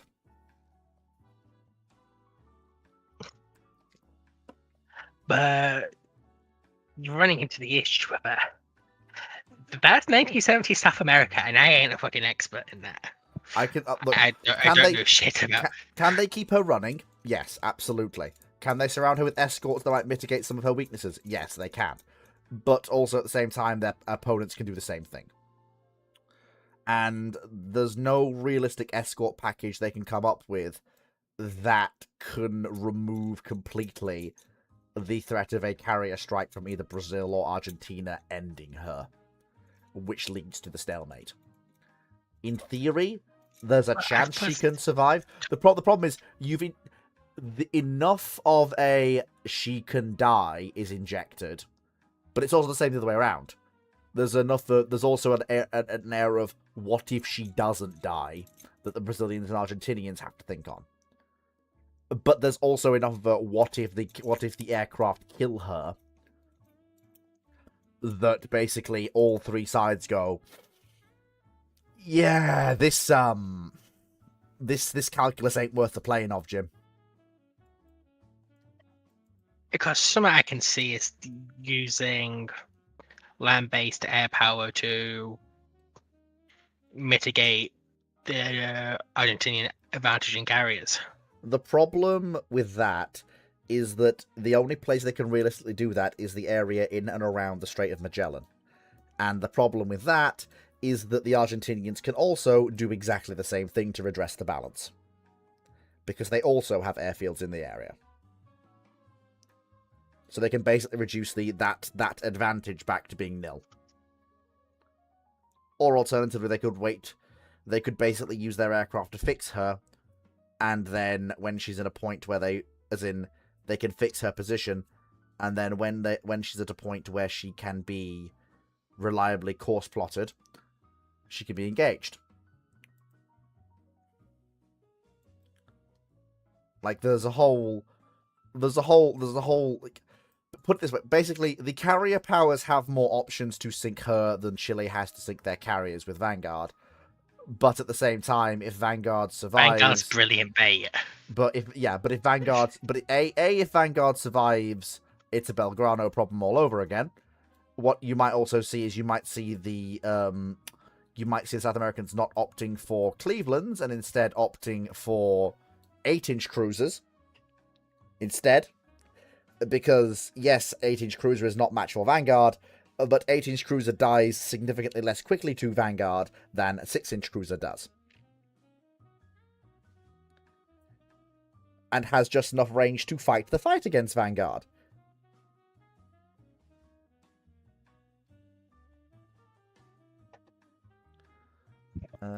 Where were we?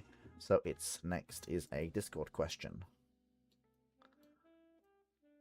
Turns out when you study the Falklands conflict a lot and the development of South American nations and navies for a certain timeline, you get a really good idea of what they can and can't afford and what they can and can't do.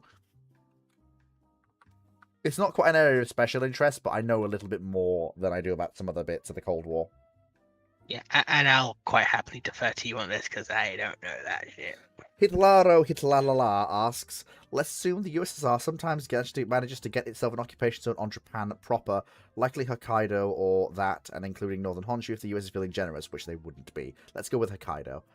Do you think they could expel the Japanese regiments and annex the lands much like they did to East Prussia and Sakhalin, or would they establish North Japan? No, that's an annexation. Right. That's an annexation, and that's for one simple reason. That is a immensely strategically valuable area. The only reason the USSR didn't directly annex East Germany is because politically it would have given the need to maintain a veneer of, if not fairness, but the West not having the moral high ground. They had to create the independent quote-unquote state of East Germany. They have no such qualms when it comes to the East. Japan still majority exists, and there is reasonable precedent to say that Hokkaido can be integrated into Russia, and Russia has a right to that territory. It's flimsy, but when has that ever stopped the USSR before? It's also strategically very, very vital, and they're not going to want any routes for infiltration that a Japanese or Ainu government would give them, would give access to infiltration, because it would.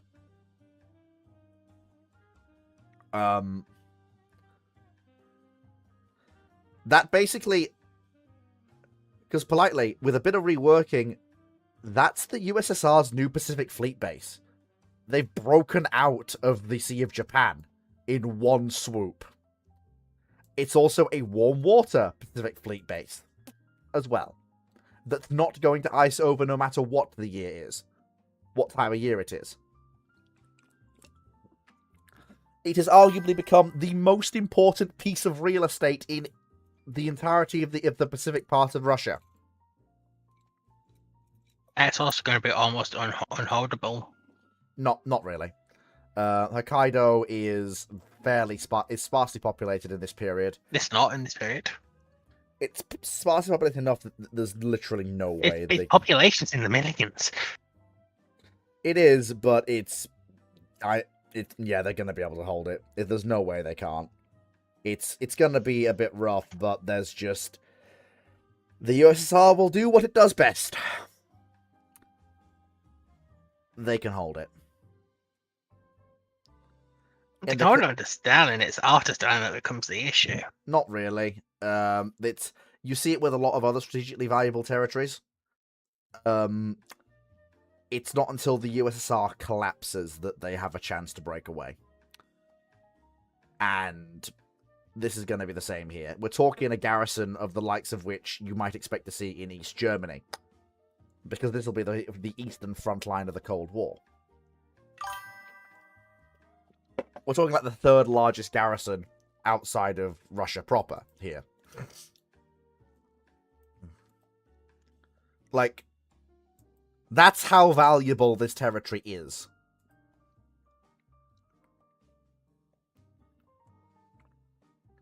The Soviets can, in fact, hold it night, and they will until the nation collapses. And the Japanese may not get it back.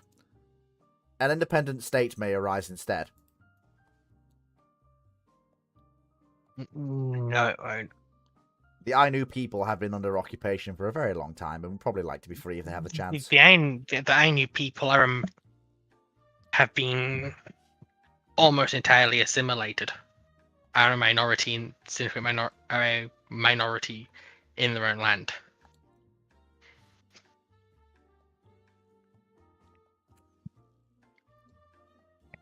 The last hopes that an Ainu state with an Ainu majority is in the 18th century.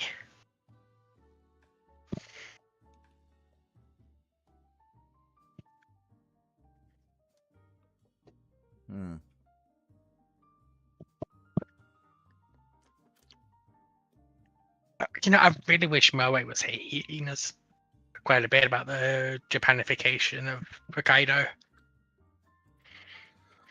And the large-scale settlements, especially on the more southern parts of the island, where the major cities are. Yeah. Knight6831 asks, in Call of Duty Ghost, the Pan American nations form a union of Latin American nations and pick a fight with the US.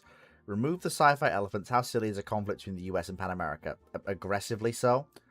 And especially that this Pan American state is... First of all, the fact that this Pan American state includes Brazil and is supposed to be mostly Hispanic, that shows how much American writers understand about South American politics and culture. First of all, there's no way Brazil is going to accept playing second fiddle to a Hispanic culture in a South American federation. You better believe they're demanding equality of culture between Hispanic and Portuguese. Secondly, if that nation isn't dominated by Brazil, I don't... Like, any realistic South American union would actually be the other way round, with Brazil dictating from on high, given just the sheer overmatch in GDP, budget, population, resources, and industrial capacity they have over literally everyone else.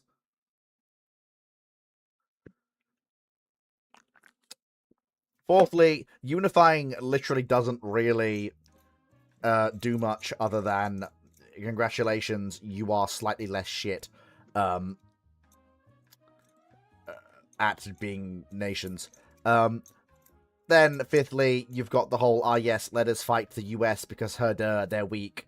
Although, to be fair, I can understand the whole, let's destroy the US's space capabilities before they finish their giant orbital nuclear weapon holding satellite in violation of the International Space Treaty, which I am very surprised hasn't got various other hasn't basically resulted in, never mind South America, a coalition of most of the world's powers going, USA, what the fuck?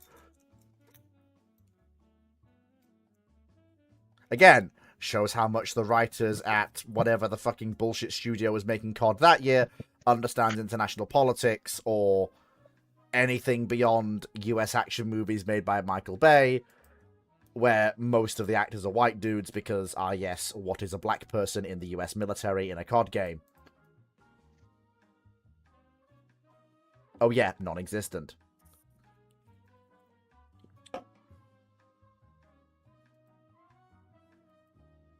Anyone else want to add to that?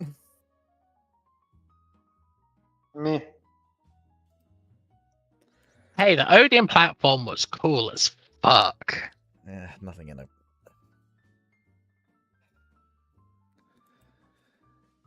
COD games haven't been cool since bloody Black Ops 1, if I'm going to be honest with you. At least down the end. Hey, Ghost was. Ghost was just modern slop slapped on the end of Modern Warfare 2. No, it wasn't. It actually had a unique take on zombies. Even if it was mediocre, they tried something new with Invasion. It actually had a pretty interesting actual storyline. Where it's a case of... I'm not talking about the overall lore, I'm talking about the actual story you play. Which is about hunting down special forces that have gone walkies. As special forces tend to do at times. Okay, maybe it actually tried to do something different. Which is why I would say it's definitely not slop, because it tried to be different. Okay, maybe the one smart person in the office got the reins. Yes. But, yeah, Call of Duty synth, basically, which I'll give them Ghosts, is just... Dear God. Dear God. World War II was trash. Every modern game has been trash. Every future game's been trash. It's just, yeah. Not good. Really, really not good.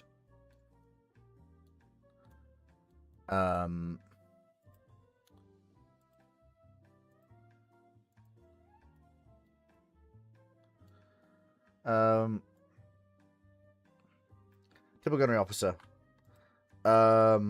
Would you call the midway class carriers during the age of the super carriers, especially in the 70s, mid-70s, as medium or even light carriers?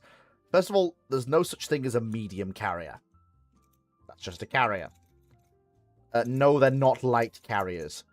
When you've got things like the British Audacious class running around as carriers, and you've got the Midways running around as carriers, and even the Essexes that are still knocking around at that point are still carriers, the light carrier is reserved for stuff like the Colossus class, or the light fleets. And stuff like, in their, if you remove their other systems, the Kiev class. And a number of aircraft they carry. Yeah, no, the Midways are just carriers. No, I didn't skip your question. No, I've not skipped your question. I don't see a yellow dot. I don't see a yellow dot. I've not missed a question. I don't see a yellow dot. I've not missed a question. Yeah. You have to put a yellow dot. You have to put a yellow dot, otherwise I'm just going to roll right past it. As everyone else has done next to their questions. Otherwise I will roll right past it.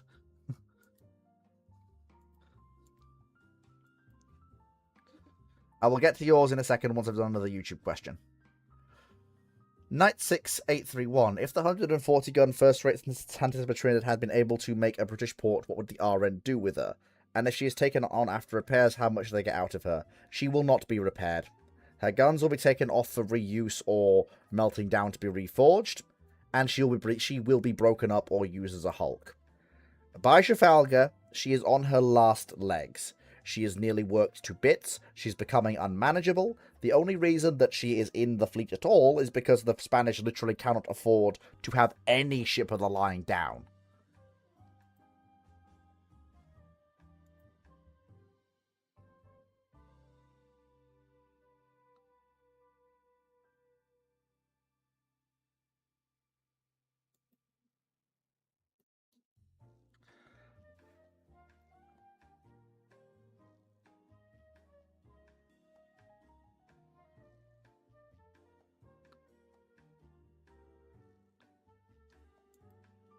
Basically.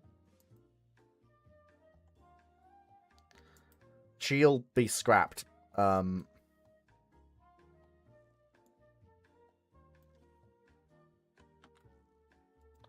There's literally nothing to get out of her. Unless anyone else has anything else they want to add to that.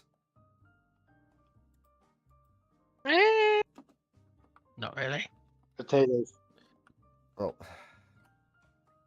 All depends on basically who, what, and where. Because they might actually take her into the fleet. Not really. That's not really a possibility. She's the British have enough ships of the line. She's on the verge of working herself to pieces. The British know from both talking to Spanish officers and their experience of fighting her that she's exceptionally hard to manage.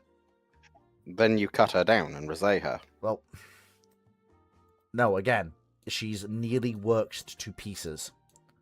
And that cannot be fixed by resaying her. Because all resaying does is resaying just reduces the ship's mass. The problem is you can't rework a ship that has already worked itself to pieces.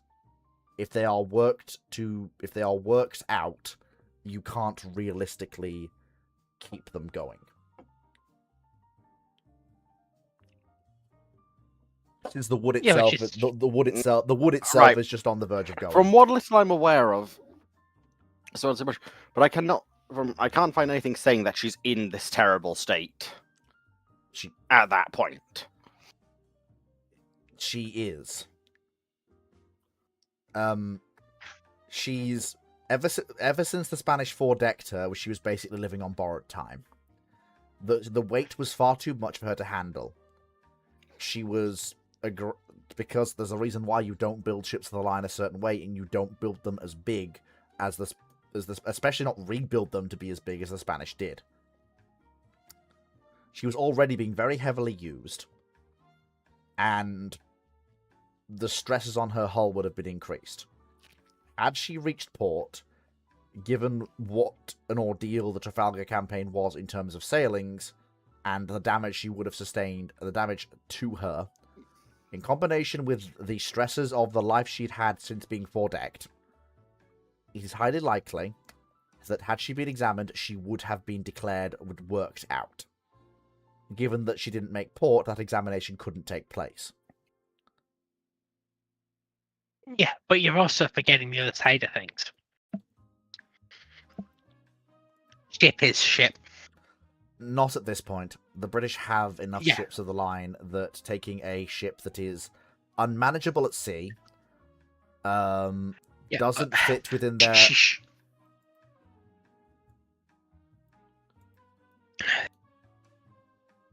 But the issue is that she still has a lot of value, even if it's not as a direct combat unit. I mean, she can be taken into the fleet as a hulk, but... I'm not talking about as a hulk.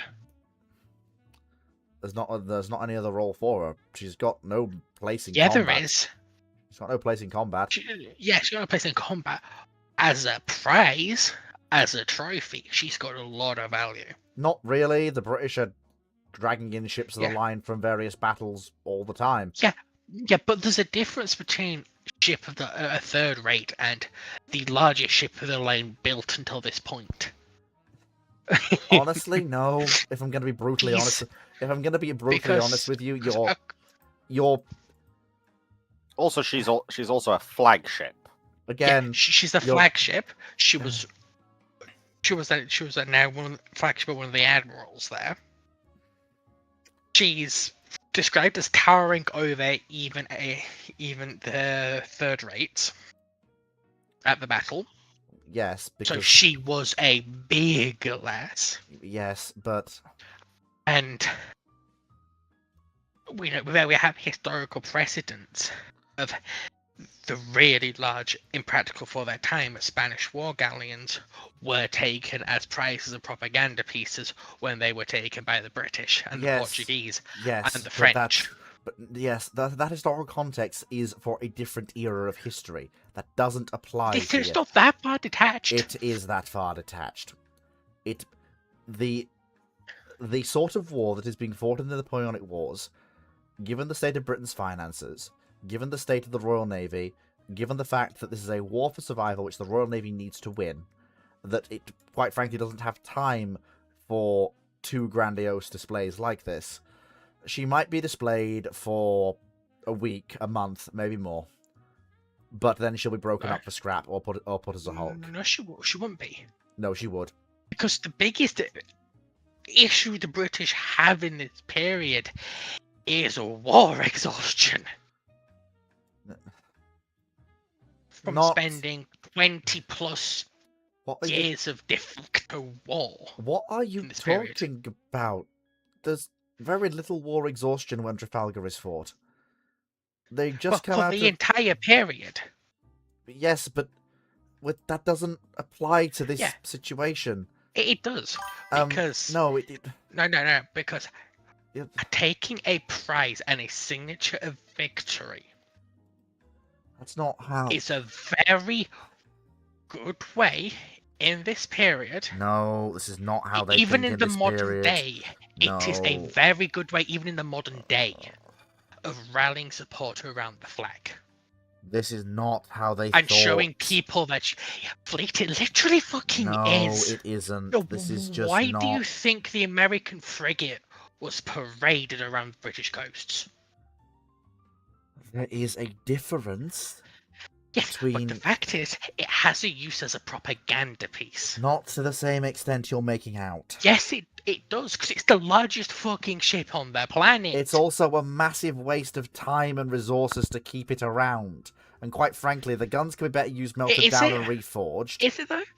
Because it's not like they have to maintain it or rebuild it. They've just got to keep it sitting there in port. So again, she sticks around for a month to prove that they captured her, and then she's broken up. Why would she stick around for a month? Because the Royal Navy has better things to do with the wood that makes up her structure, her masts, which can actually be reused on their own ships of the line, and her guns that can be reworked and reforged into new pieces of artillery for either the army or the navy.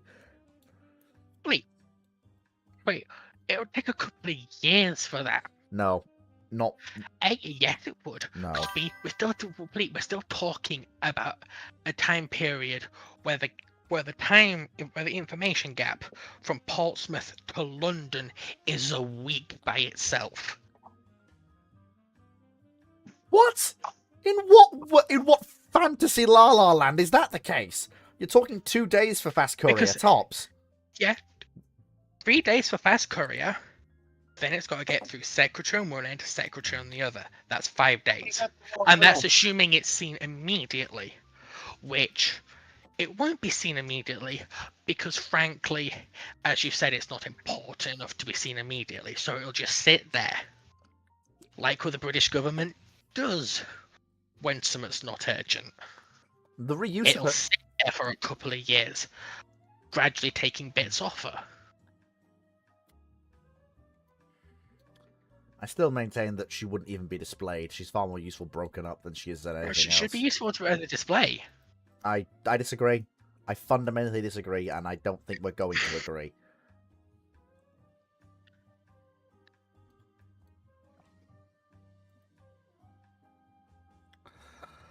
Kantai no Owumi? Is that how you pronounce that? Kantai no Owumi? Is that? I am not a Japanese speaker. I don't speak the Japanese. Suikaku. Question 1 for the Azulain enjoyers. Why is Zuikaku portrayed as an inferior fighter to Enterprise in both head-on engagements? Zuikaku bodies Enterprise both times, Santa Cruz and Eastern Solomons. I wouldn't call what happens to Enterprise at those two battles being bodied. Damaged? Yes, but bodied? Not particularly. Whereas when Zuikaku is...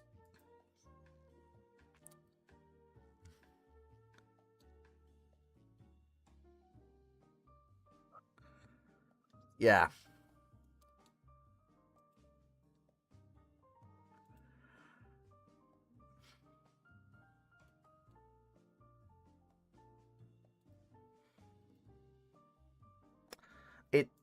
She doesn't body, really, Enterprise. She damages her, but body her? No, not really. Bodying her would be limping home and getting sunk on the way. That's what happened to Hornet. But bodied Enterprise? Not really. And in regards to Azulain being better fighters and all that, I mean, if I were going to be brutally honest, the reason for that... So you get a cool story. The reason for that is that Enterprise does have kind of a mythic reputation in Japan. And she kind of has to live up to her myth for the boat otakus there, if I'm being brutally honest. No. No. And no. It's not why it is. Enterprise is a faction flagship. She literally is the front of Eagle Union. Even if she's not the leader, which is technically Saratoga, Enterprise is quite literally the face of Eagle Union, which has bonuses all of its own. You're right to agree about people think of her. Humanity's collective belief in her also has helped her be much stronger in comparison to Suikaku. On top of that, she is also connected to the Ashes and being X and a few other things. So it's a lot more complicated than you're saying, Fleet. I know this is because you don't know about it, but I had to take a best guess if I'm being brutally honest.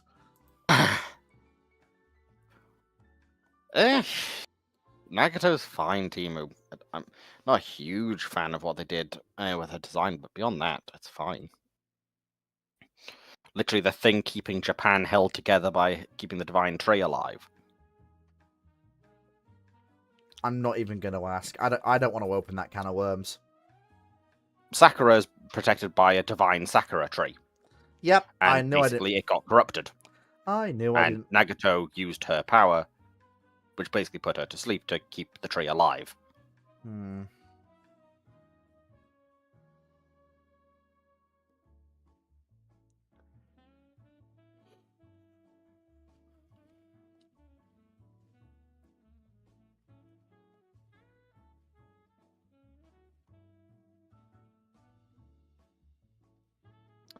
Ah.